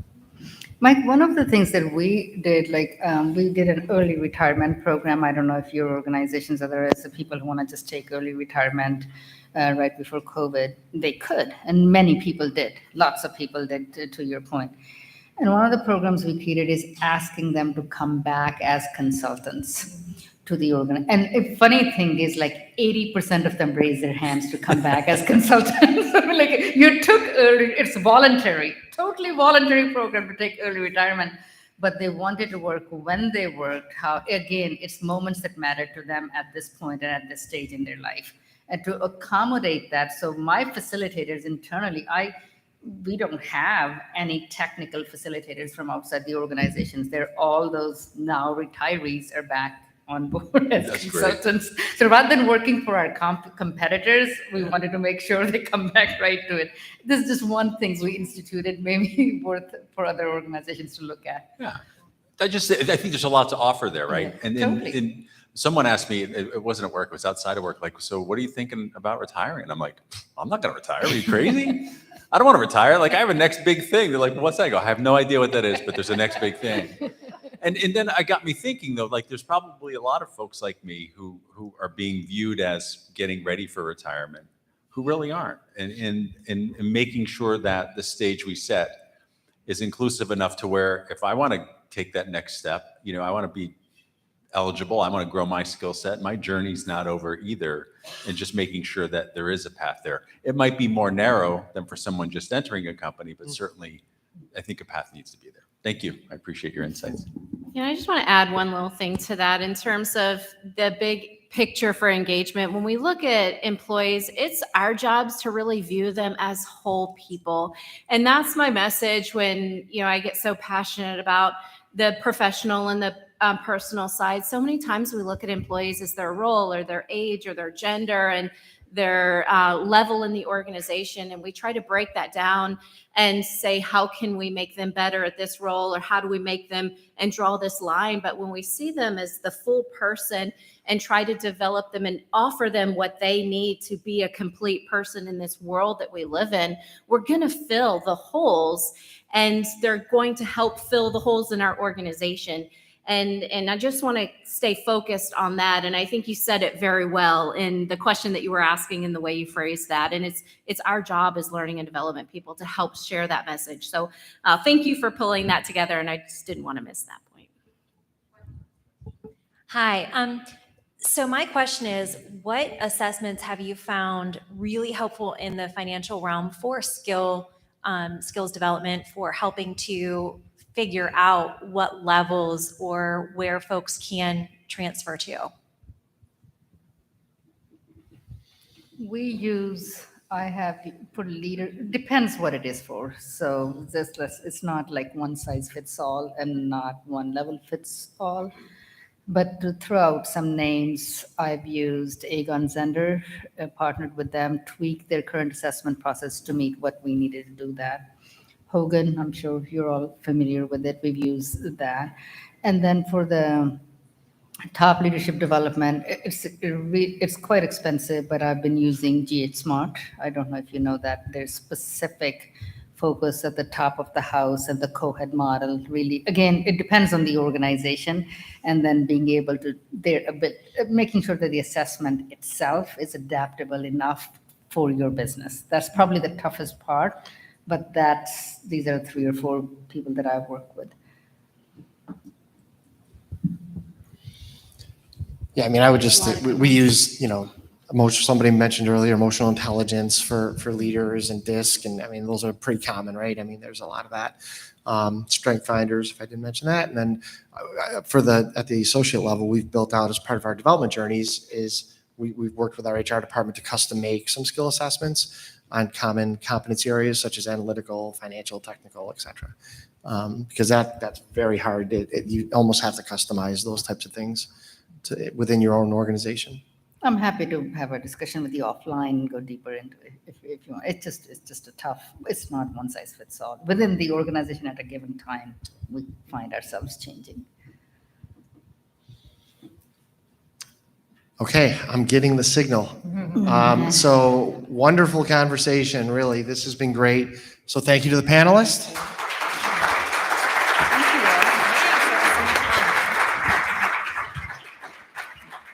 Thank you to you for a great you're welcome. facilitator. Thank you. He said, took notes. Should have taken more. I missed a lot of. Yep. All right, that's awesome. We're going to get things situated here and get started. Thank you, panelists.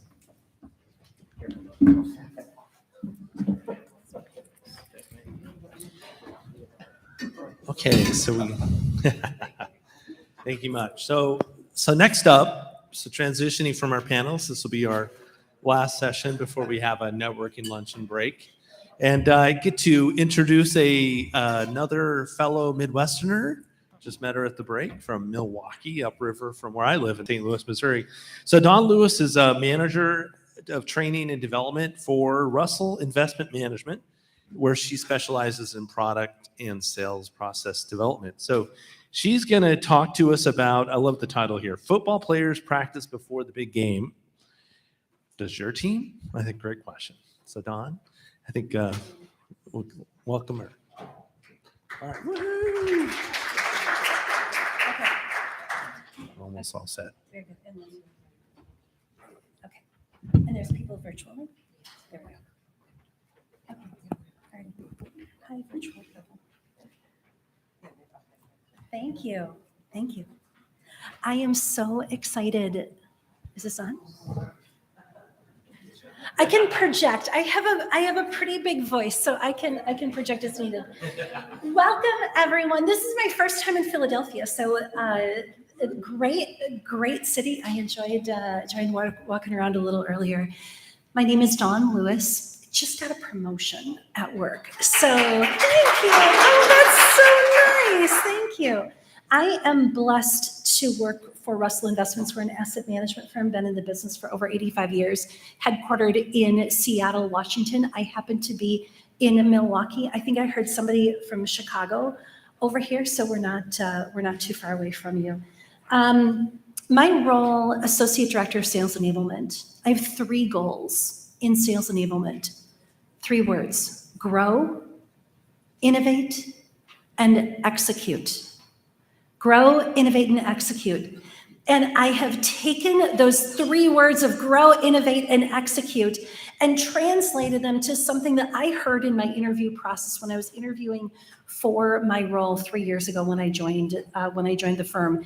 And that was the analogy around football players practice how many hours on average before they play the big game on Thursday, Monday, Sunday, whatever. What's the average out there? Somebody shout out. 20. Okay. Somebody else. 50. It's their full-time job to practice. They just don't show up and play the big game. Do our sales teams do the same? And that's what I want to talk to you about today. So there's a few different components here that we can chat about. The first is analyze. Is everyone at the same starting line with regard to training and development? Who's on the bench on our sales teams? Who is on the bench on our customer service teams, on our operations teams? How do we get them off the bench? And how do we get everybody at that same starting line? Design. What is the objective? And we're going to talk about a couple of case studies that I'm super excited to share with you. I see a couple of you taking photos of my PowerPoint slides.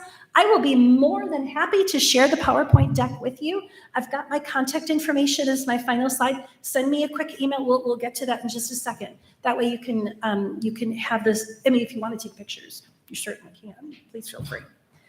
Practice. Again, football players practice 40 to 50 hours on average before they go and they play the big game. How do we have our sales teams continually, daily sharpening that saw so that when it's time for them to throw the ball, to make that touchdown, to kick that field goal, they can do it? Obstacles.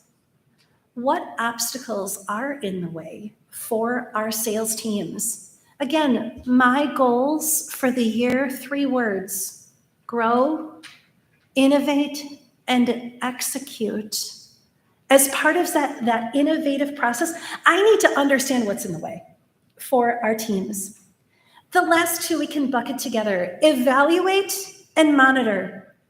When we have our teams participating in training on demand, live, what have you, they close the window, they go back to their email, they go back to their regular routine that they have. Are they remembering how is that training sticky? And I'd love to show you some ways that we have created stickiness in our training to grab that ball and hold on to it. The first thing, let's chat about analyze. There was a question from this side of the room. I'm sorry, I don't recall who asked it, with regard to analysis. This is an internal tool that we have worked on with our sales leadership team, our internal teams, our HR teams, and our regular go-to-market sales professionals that we have. Sales professionals, operations professionals, leadership professionals, etc. And here's what we've done. It's an Excel spreadsheet, folks. That's all this is. Along the column that you see on the side, key performance indicators. What is part of their job description that our respective teams have? Now, some of this evaluation, we will pre-fill in what those key performance indicators, KPIs, are. And then we leave a section for what's blank. What does our sales team, what do our go-to-market teams do that maybe we're not recognizing? What's our gap as a leader to understand, okay, yes, this is a part of your job description, but there's always that line item at the bottom, other duties as assigned. How are we referring back to the other duties as assigned and helping our teams rate themselves and have leadership rate them as well? You can see there's then 3 columns. So the rows are the key performance indicators. The columns along the top are the level of importance for that KPI, the required level that that person is at, and their actual level. Do you know who fills this out? Leadership, peers, and themselves. I fill this out for myself. And then it's a fully transparent conversation that I can have with my leader to say, okay, on my level of importance, building trust with team and clients is of the highest for me, if that's what I rated myself. And my required level, you can have it on a scale 1 to 5, 1 to 10, ABC, whatever works. Have it fit into a model for you. Enormously successful. Analyze your offensive line on your sales team. This is what coaches do. I'm from Milwaukee. I am a Green Bay Packers fan. Full disclosure, I'm a Green Bay Packers fan. Think about, again, if you're not into football, maybe you're into something else, an actor, what have you. They're continually getting feedback as they need to perform at their best. And it's a continual daily, weekly feedback. Let's go into design and practice for just a moment. First down. When we think about training and development, when I think about sales enablement, grow, innovate, execute, there's different training methodologies. If we want to grow net cash flow, that's one bucket of training that we need to have. If I want to innovate technology and tie technology more into sales, well, then that's a different training bucket. Execute, that stickiness factor. How am I tying data into the sales process? A different training process. So let's look at, again, just from an analogy perspective, football players don't just practice before the big game. First down. Your objective is to increase prospect discovery, sales activity, and grow gross cash flow. Does anyone relate to this goal in their business? Show of hands, hopefully. Yeah, grow gross cash flow. I hope so. I hope so in your business model. Okay, let's look at what does success look like. Success, I'll read it to you for the font might be a little bit small.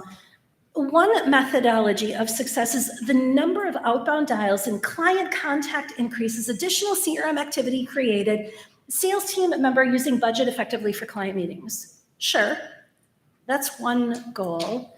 But does that increase stickiness to really, that when we're creating a training program to increase sales activity and grow our business?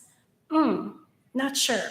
So again, when we design the training, we need to have the end in mind, and we need to have the end in mind so much so that when that person walks away from the training or when they close the window for their specific training that they have, they remember it. They don't just go back to their regular activities. So spending a little bit more time in the design associated with the training to understand what is the real goal that we need to achieve.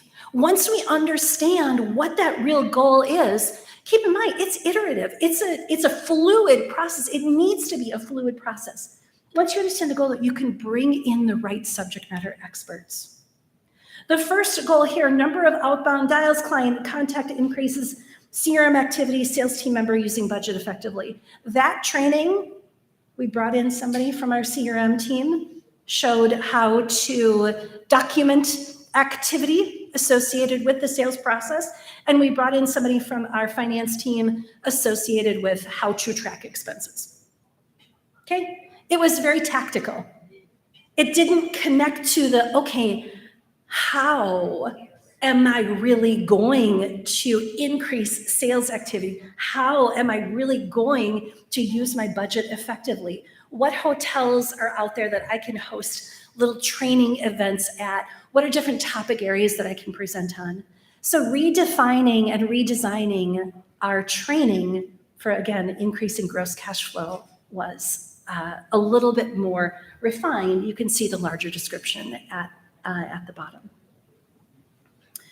A practice assessment for our team. This is part of our onboarding workbook that we have for our team. It is broken down into 5 different steps of the sales process. And we're asking questions here for our team.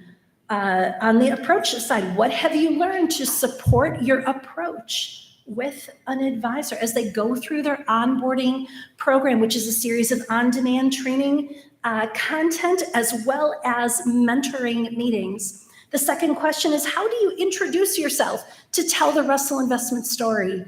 Our firm, we've got a great and wonderful heritage, and we want our sales teams to be able to share that effectively when they meet an advisor.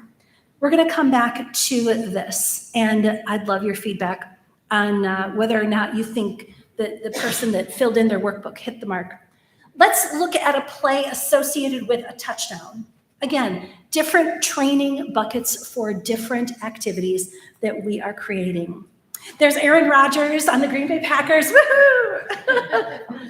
Okay, objective. Share best practices along the life cycle of the client relationship. We've got different buckets with regard to our clients. We've got a prospect bucket. We've got a grow bucket, a nurture bucket, and a retain bucket. It's just a continual circle. Prospect, grow, nurture, retain. It's a great analogy that our sales team is able to use in order to leverage and promote along the life cycle of that client relationship. Again, we're still in the design phase. We're still determining what the goal is. And these are real life examples, fully transparent real life examples for you. What does success look like? Discuss best practices around the life cycle of the client stage. Is that sticky? Again, get me to the how. Our sales teams that we have need the, okay, you want me to increase activity, you want me to grow gross cash flow, you're telling me tactically what I need to do. Tell me how. I'm desperate for the how I need to do it. The last 2 years, we've reinvented this new normal in this virtual hybrid work environment that we have. So originally the goal was, okay, let's just share best practices around the life cycle of the client. Well, let's take a step back. Maybe we need to dig in a little bit more again to get to the how. Let's use real examples. Let's use real scenarios. Let's get our sales teams, instead of me sharing the training and facilitating the training, let me get one of their peers. Because sometimes we learn better from the boots on the ground individuals who've been there, who've talked the talk, who've walked the walk. So we gathered a team to say, okay, here's in a fully transparent conversation, here's what I've done. And we group them into 6 different questions to get to and to answer the question of how. What have you been doing with clients in X life stage in the last 12 months? Second bucket, what has not worked? I think we all need to be very transparent with ourselves and honest with ourselves and acknowledge, here's the things that have worked and here's the things that have not worked. And here's why they haven't worked. And then maybe talk through as a team, okay, they didn't work this way, but could they work this way? And again, when we learn from our peers, when I can have another one of our sales team members come up and share their best practices with us on a national sales call that we host, there can be some great dialogue and great conversation.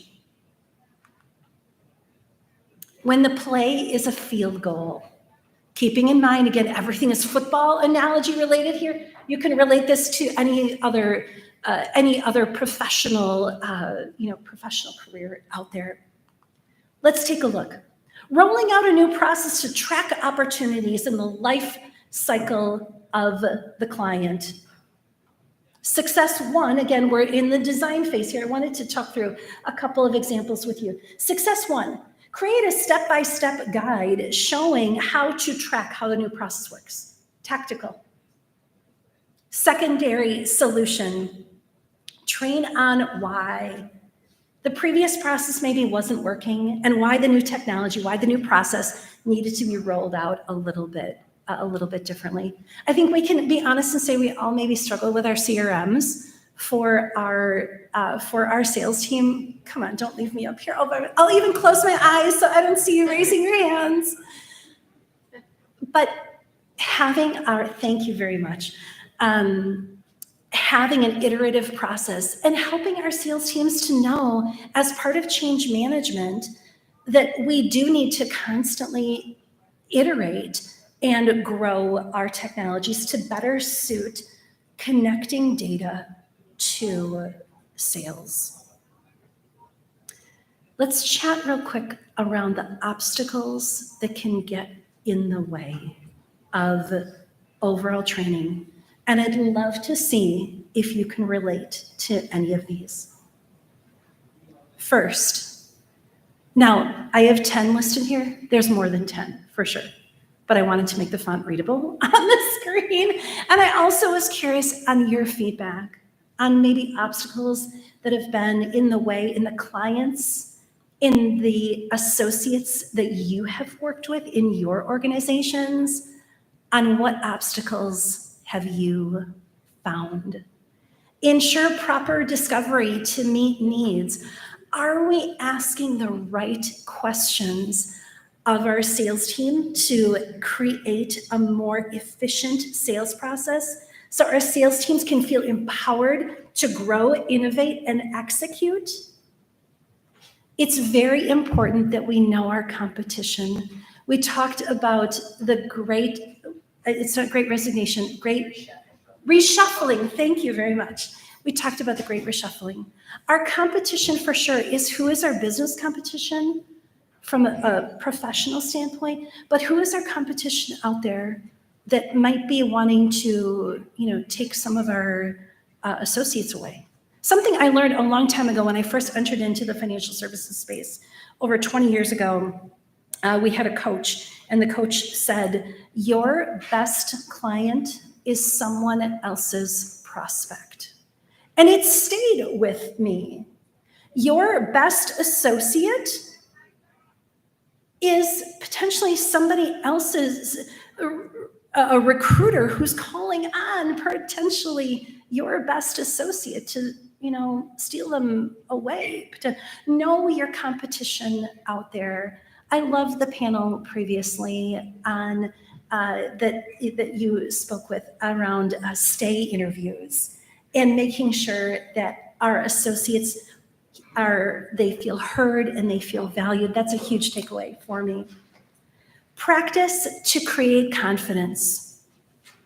On the sales enablement side, we train on how to use technology in the process. how to use effective selling techniques in the process. There's a stat down below on number 9, 80% of sales are made on the 5th attempt.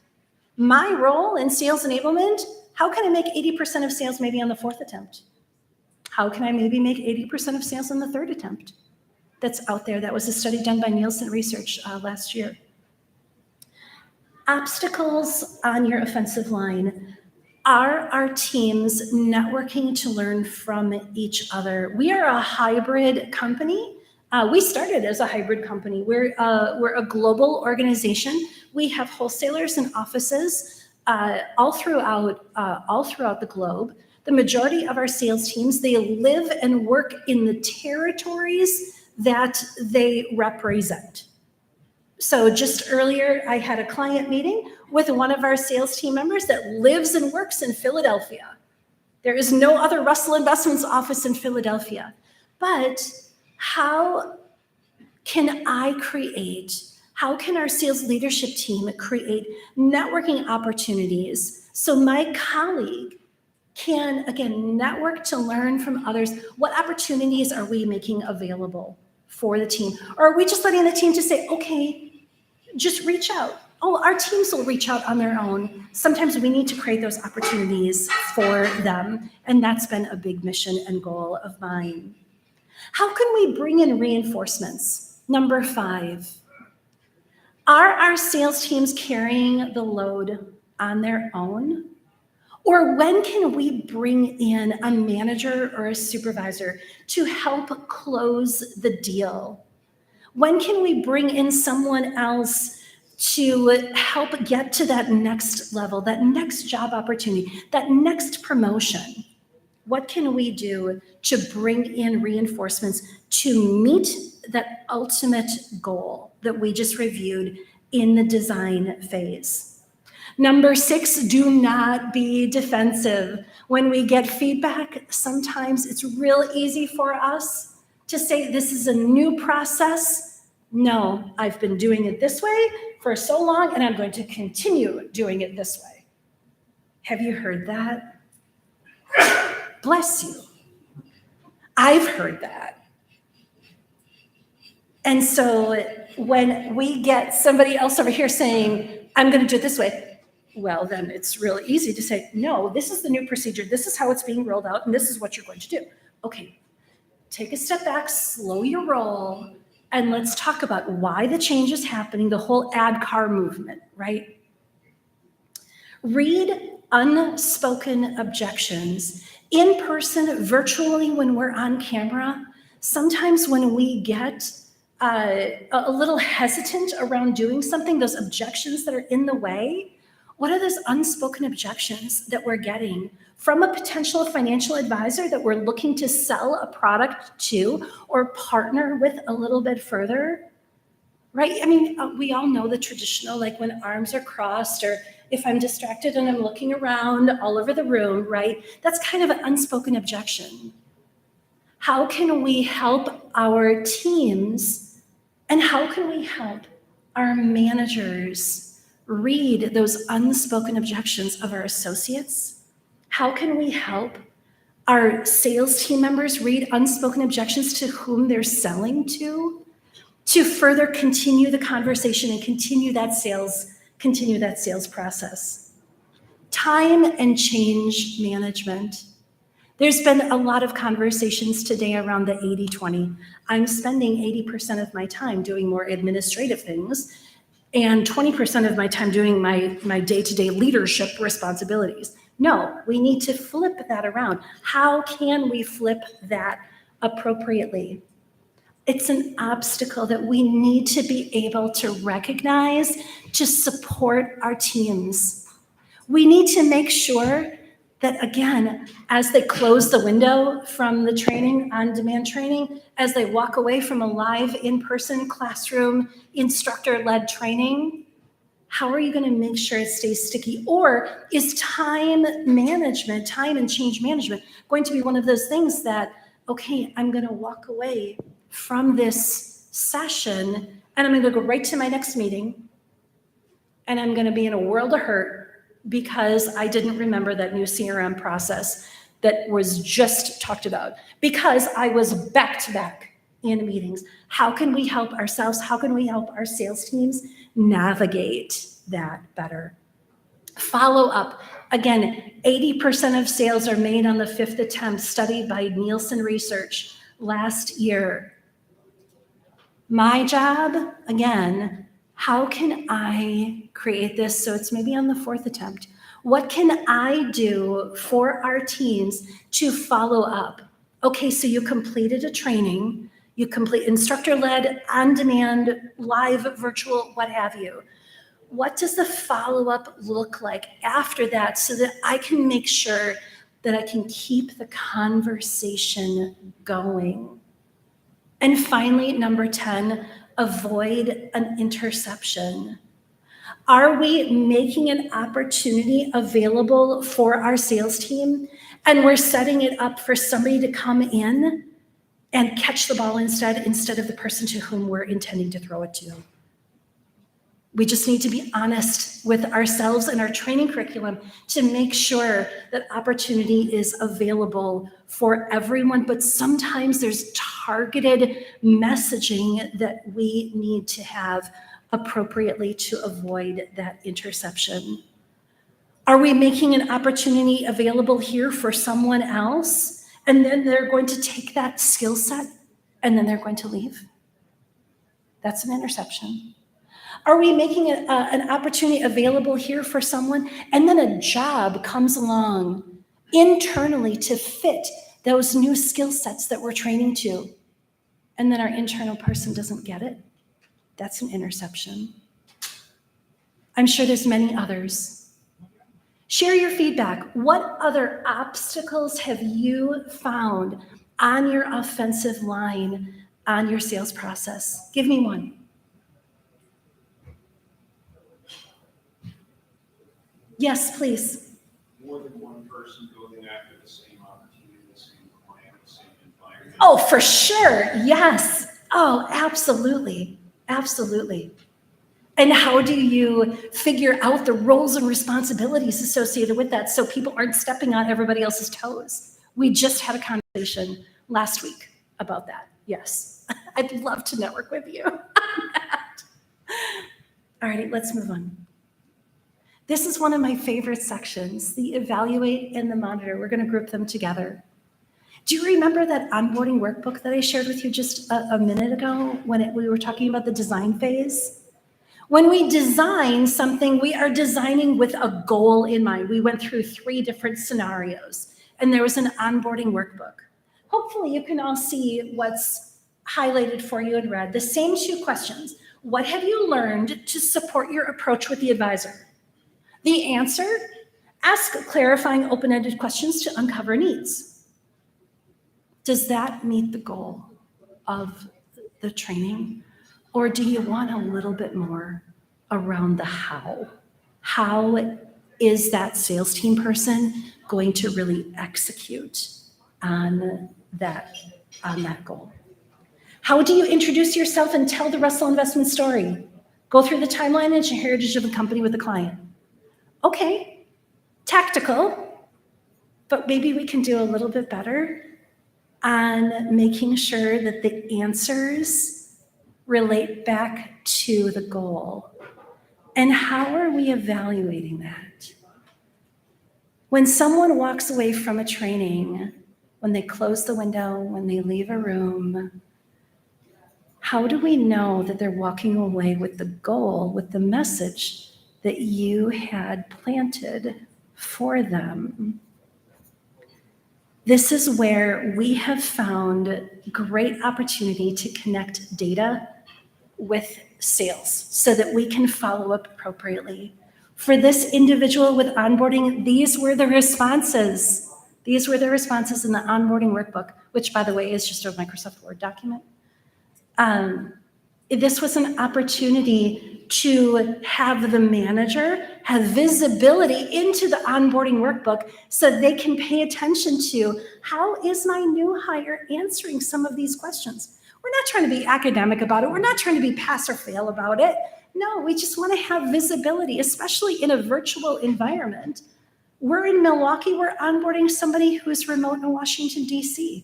We don't get to see them every day. So this onboarding workbook is a conduit, it's an in-between that then the manager can have additional conversations with their associates to dig in a little bit more, to say, okay, when you're talking about introducing yourself and telling the Russell Investment story, like walk me through it. What are some of the things that you'll say? What are some of the things that you'll touch on? And it becomes a coaching moment. Let's look at this one. Please rate the following strategic accounts updates. We used to follow a Kirkpatrick methodology with regard to our surveys. And we talked with sales management and we decided we weren't getting out of them all of the time and effort and training and et cetera that we were putting into all of these Kirkpatrick surveys. So we decided to take a very, very different approach and say, okay, for these different line items, here is the rating scale we want the teams to use that directly relate to the goals of the session. They are great ideas and great content will add to my 6-week BP is short for business plan. Good ideas will add a few ideas to my 6-week business plan. Already have a lot of these planned, but good reminders. I do not believe that any of the content is relative to my 6-week business plan. We just do SurveyMonkeys here. We download the results. And our we have an amazing sales management team. Our sales management team goes through and we prioritize. We start with the individuals that first said, I don't see relevance in this. I'm not going to add any of this to my 6-week business plan because it's not relevant to me. That's where we start. And we have one-on-one conversations with those individuals. And our sales team answers, yes, I don't believe it's relevant. It's then a step further to then connect back with the facilitator as a coaching moment for the facilitator to say, hey, just so you know, over a third of the people who participated in your session said that the content wasn't relative to their 6-week business plan. If we do this again, let's make sure that we have the goal a little bit more refined. And it becomes then a coaching moment internally for everyone involved. Let's look at another one together. These were on now product-specific training methodologies. Let's look at these survey criteria. I'm prepared to teach the majority of the content, whatever I learned on a product, or you can see here in one of the line items, we're training on client focus reform in Canada. I'm prepared to teach the majority of this content back to someone, all the way down to I don't feel confident with the information and I need to retrain. Do you know what we do? Maybe it's a little mean, but we have a very transparent culture at Russell Investments. For the people who say, I'm prepared to teach the majority of it back, we call them and say, you felt really confident in this. Can you do me a favor? And next week, Friday, we're going to host a national sales call. Can you share some of your best practices that you got out of that training? Uh-oh. Our sales team is used to this by now, that they're very honest in their responses. Sometimes we get, I don't feel comfortable with this. This went way over my head. And again, it's a coaching opportunity that we have learned to evaluate our offensive line. When Mason Crosby, kicker for the Green Bay Packers, goes to kick a field goal, sometimes his kicks are awesome. Sometimes, oof, man, feel bad for the guy sometimes. He gets this same feedback, don't you think, from his coaches? If Aaron Rodgers throws an interception, you can be sure he gets feedback. You can be sure that he gets, okay, here's what worked, here's what didn't work. Let's look at one more. This is a download from our learning management system on a required training that we did associated with webinars, online webinars that our sales team can host with clients. I realize the font is small. The first column is the question that was asked. The second column is what the correct answer should have been. The third column are the responses that were wrong. This was an on-demand training assessment. It's very important to our organization, to learning and development in general, that when we create learning opportunities for our team, that we're following up on the results. Was it successful? How do we measure that the goal of the training met the expectation for the individuals completing said training? There's a lot of wrong responses in that column. Is it a success? Is it a failure? And it's a coaching opportunity all a way around. Was the question written poorly? Do I need to take responsibility to say, maybe I didn't write a good assessment question, and maybe I'm personally responsible for setting our team up for failure? Maybe. Was it that, based on results and like looking at the data, was it a situation where the sales team members maybe just didn't grasp a concept, and it's an opportunity to retrain? And it's an opportunity to go back to the individual who's completing this assessment, or individuals who are completing this assessment, to make sure and say, hey, on the question associated with territory webinars or correspondence in general, just as a reminder, if you're sending to over 25 people, you need to get your correspondence compliance approved. Those kinds of things. Little reminders along the way. I do not want our sales team to walk away answering a question wrong on something, or thinking that they don't have a level of confidence. This goes back to obstacles that are in the way. I don't want our sales team walking away thinking that the answer that they picked, which is maybe wrong, is the right answer. So lots of follow-up. At what point in time do you throw a flag on the play and say, okay, time out, this isn't working, and it's okay to do that? Again, my goals: grow, innovate, execute. I have had to throw a flag on the play a couple of times. As a matter of fact, just yesterday before I left my Milwaukee office, I had to pull the plug and say, okay, this training over here and this new reporting tool that we realize we have a problem with it. So I'm going to pull the plug on it, and we're going to retrain once we can redefine and reassess our goals. Because all of a sudden people were calling with questions, like, uh-oh, something's wrong here. I need to go back, I need to reevaluate. I'm sure you've all seen this, the Ebbinghaus forgetfulness curve. The more time that goes by without a boost moment, the more content is forgotten about. It was one of my obstacles. Follow-up. 80% of sales are made on the 5th attempt.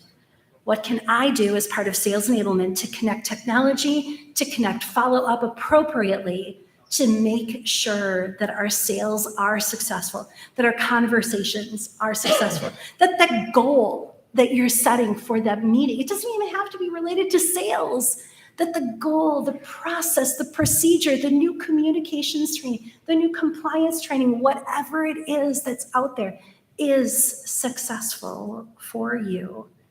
And you do that through these intermediary boosts. If you've never read about Ebbinghaus's forgetfulness curve, I'd encourage you. It's a really quick read. There's YouTube videos all over the place on it. There's lots of white papers that have been written about it.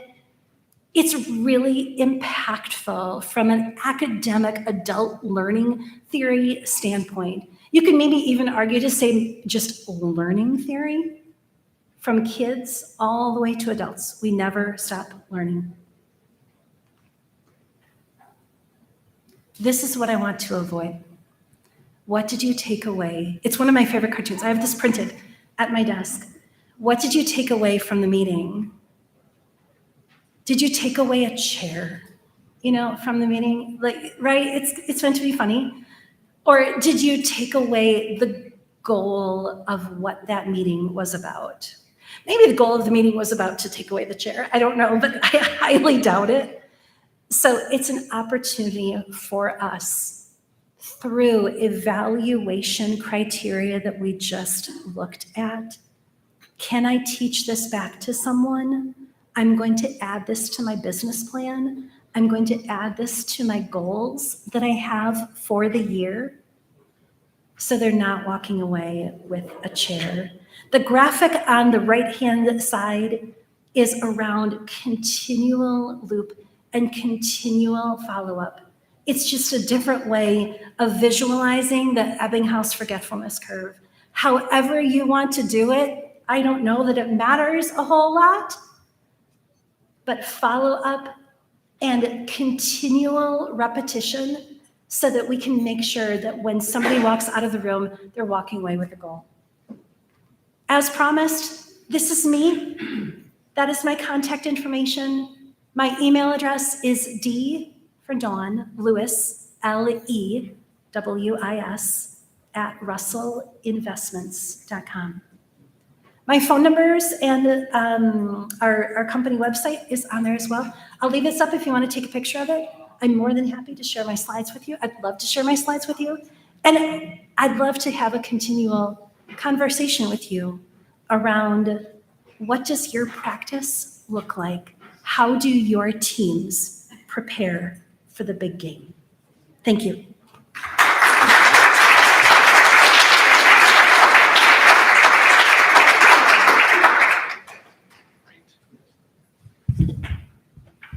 All right, that wraps us up. A couple quick announcements. So we are getting ready to take a lunch break. We actually have a buffet lunch set up next door, thanks to our sponsors. So also want a quick reminder to just check in on the evaluation. So please take some time here or maybe when you come back from break. And are we going to start right up at what time, Sheree? I should have brought it for me too.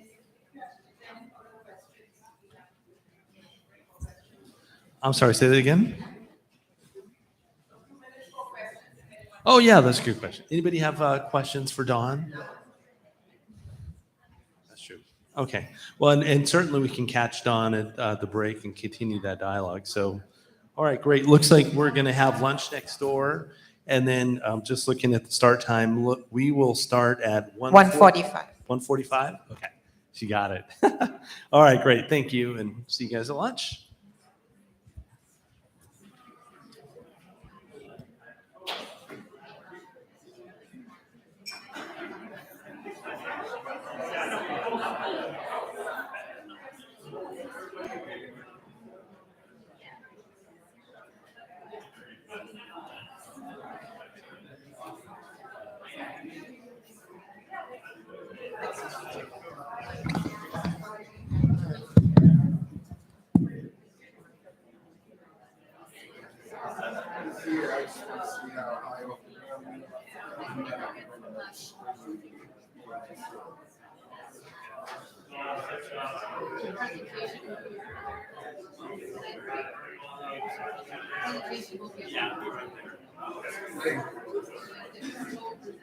How high does the screen go?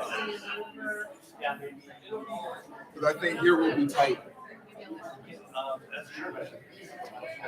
may have to put it on the floor. Right here. Are you going to be the only person up here?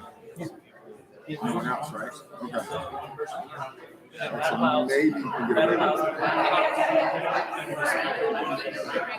with it. So Put it up here. Put the shorts. You probably the chair is there you go. It's at the back. bottom of my pocket, so we can go mid.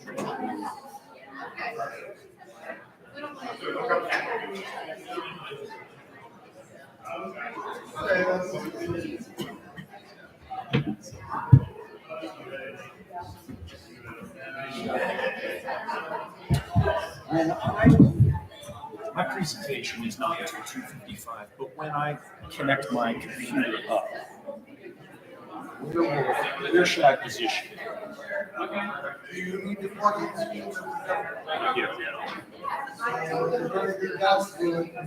Right there?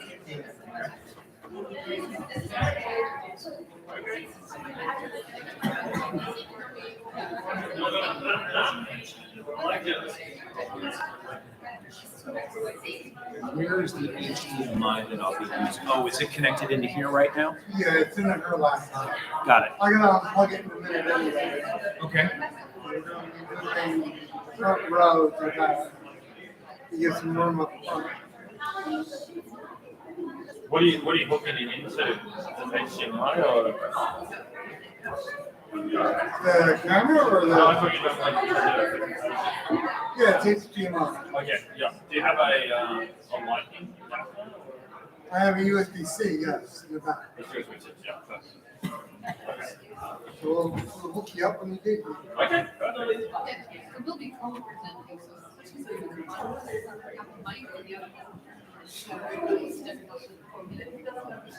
We have 3 mics on the deck. We also have 2 handhelds. I can give you a handheld. There's. All right. Thank you very much. Sure. Would it be possible for me to run a quick test with the HDMI? Oh, sure.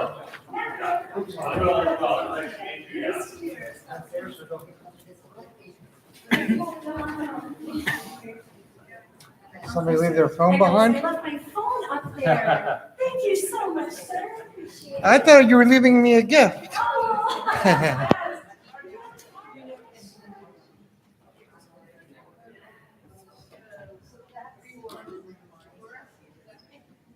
Oh, yeah. Just go ahead and pull a little bit. So we've got some distance there.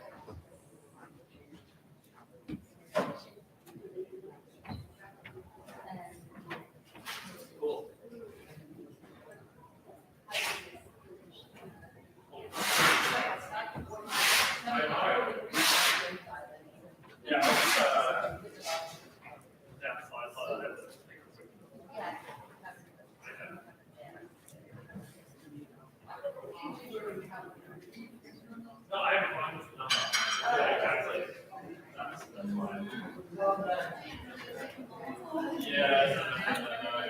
Battery's dead. Do you need some? I actually travel with them. Because I know I've got both doubles and triples. Yep, I do the same thing.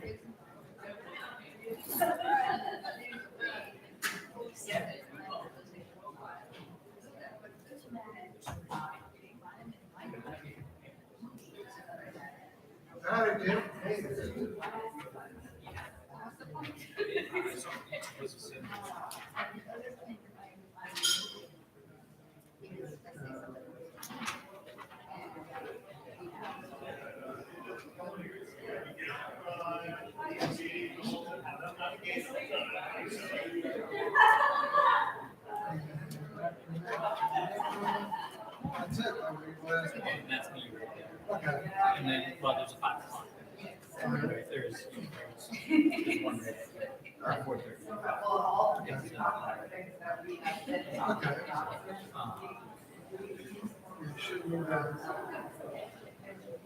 Put it on the screen here, you said? Actually, well, that's what I was thinking. As I sat during the last one, if I put them here, which is called the CM, I can actually put the screen right behind these 2 chairs, or right behind the table, pop them up, and then it'll be like a sit.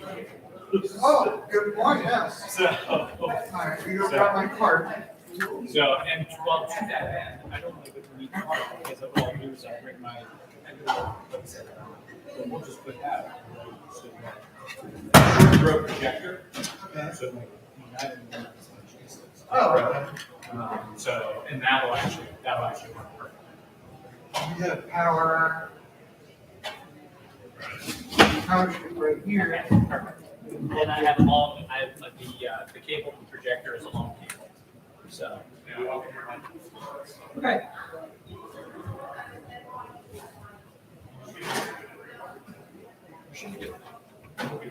And there's a refreshment break. Yeah, so I can just jump up real quick during the refreshment break and pull it off of there. Awesome. All right. We're in good shape there. And then the biggest thing I just want to make sure is equal on this one, as well. So, get something on, because I want to make sure I'm. If it's being, If it's going through your speakers, then it's going through YouTube, right? yes. Perfect. Well, if it's being played in the house, Yeah. it's on YouTube. Have a little chat. 1 degree. They were expanding themselves when they came in. I know, no, we just 1 degree. Oh. I learned from the best. I'll take the best.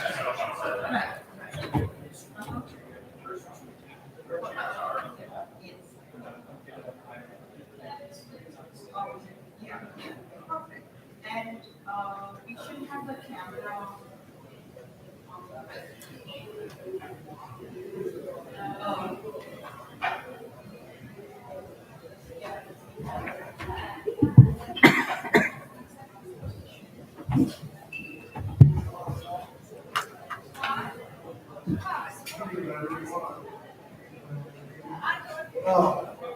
We're limited to where the laptop is.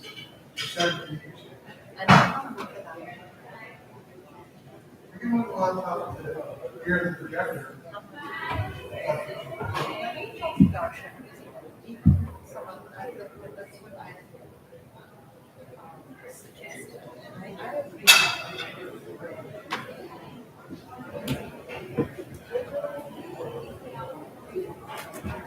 Okay, Does it work well? all good to go. All right.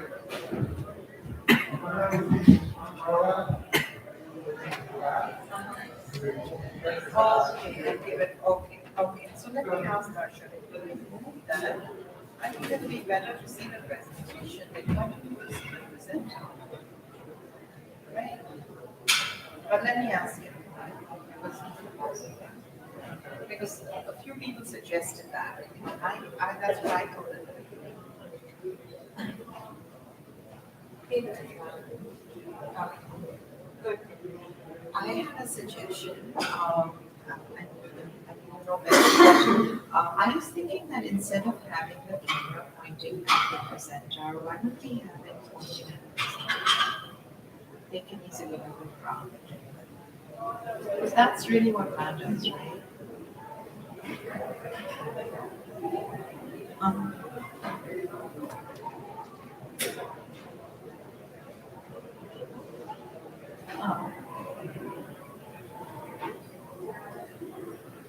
Right, so the panels for the morning are over.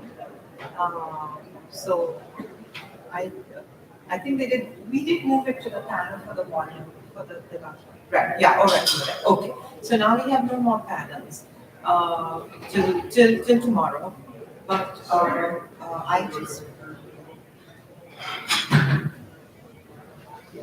Right. They're doing some, like, well, I don't know how they do it. I don't know, but that doesn't matter, because the slides will be the slides, right? So they're not that.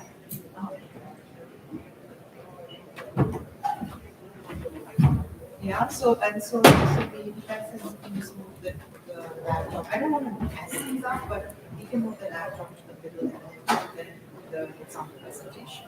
Because the way I see it from here, it's like you kind of see the side of the presenter, and then you see part of the slides, and then someone else is following the slides on their computer or whatever. It's not very streamlined. Yeah? Okay.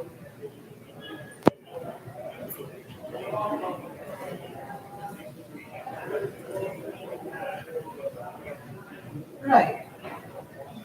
Yeah. Okay. Yeah. Okay. Fine. Right. I think so. Yeah. Okay. And everything else looks okay otherwise?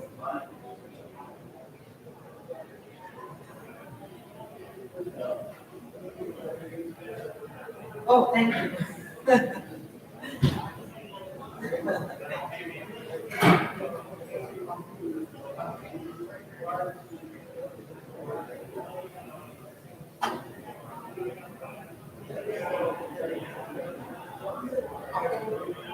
Yeah, I can send back over. Yeah. And I tried. Okay, exactly. Yeah. Okay, thank you. Okay, thanks. So yeah, he's fine with moving that. Want to see the presenters?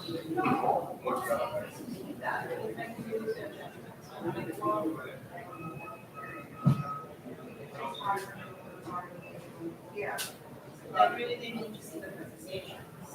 And when we look at.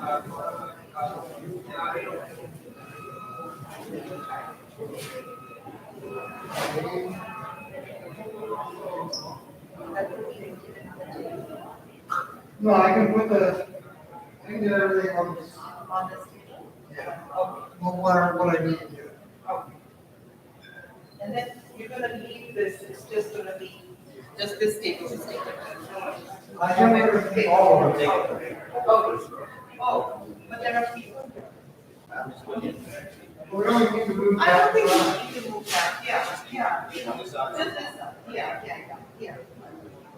I mean, we can leave this up, I mean, we don't, it's not like that. Yeah, it's not blocking me. Yeah, let it be.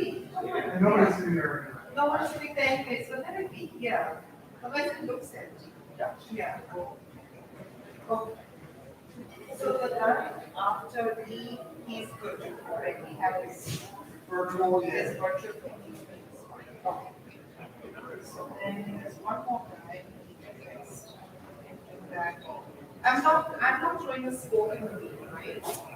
Not yet. Moving nothing. Okay. Thank you. Thank you. No, this table we don't want because it's not this, so I think we don't need to move it. Okay. Yeah. Just take this out. Just take it.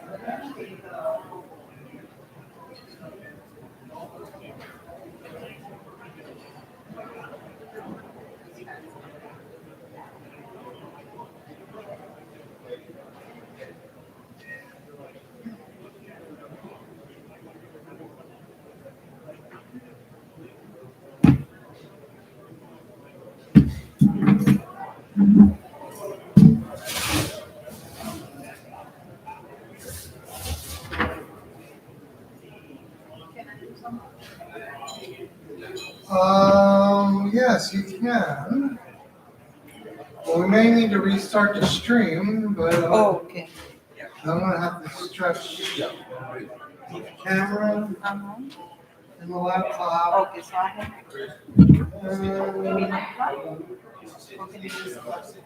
You wanna let them know that we're gonna be carrying it on? They know it's great, they're following along. Oh, okay. Yeah. So we're gonna have to turn it off and reset it. Right. Anyway. Right. Because it's an hour and over an hour of break, so. Yeah, it's not wasted. Yeah. Thank you so much. Thank you, I might have one more. Okay, just. I tried to consolidate it so that it's not, pages of. Did you send it already or? No, Okay, I'm yeah, gonna just have send it to to me. do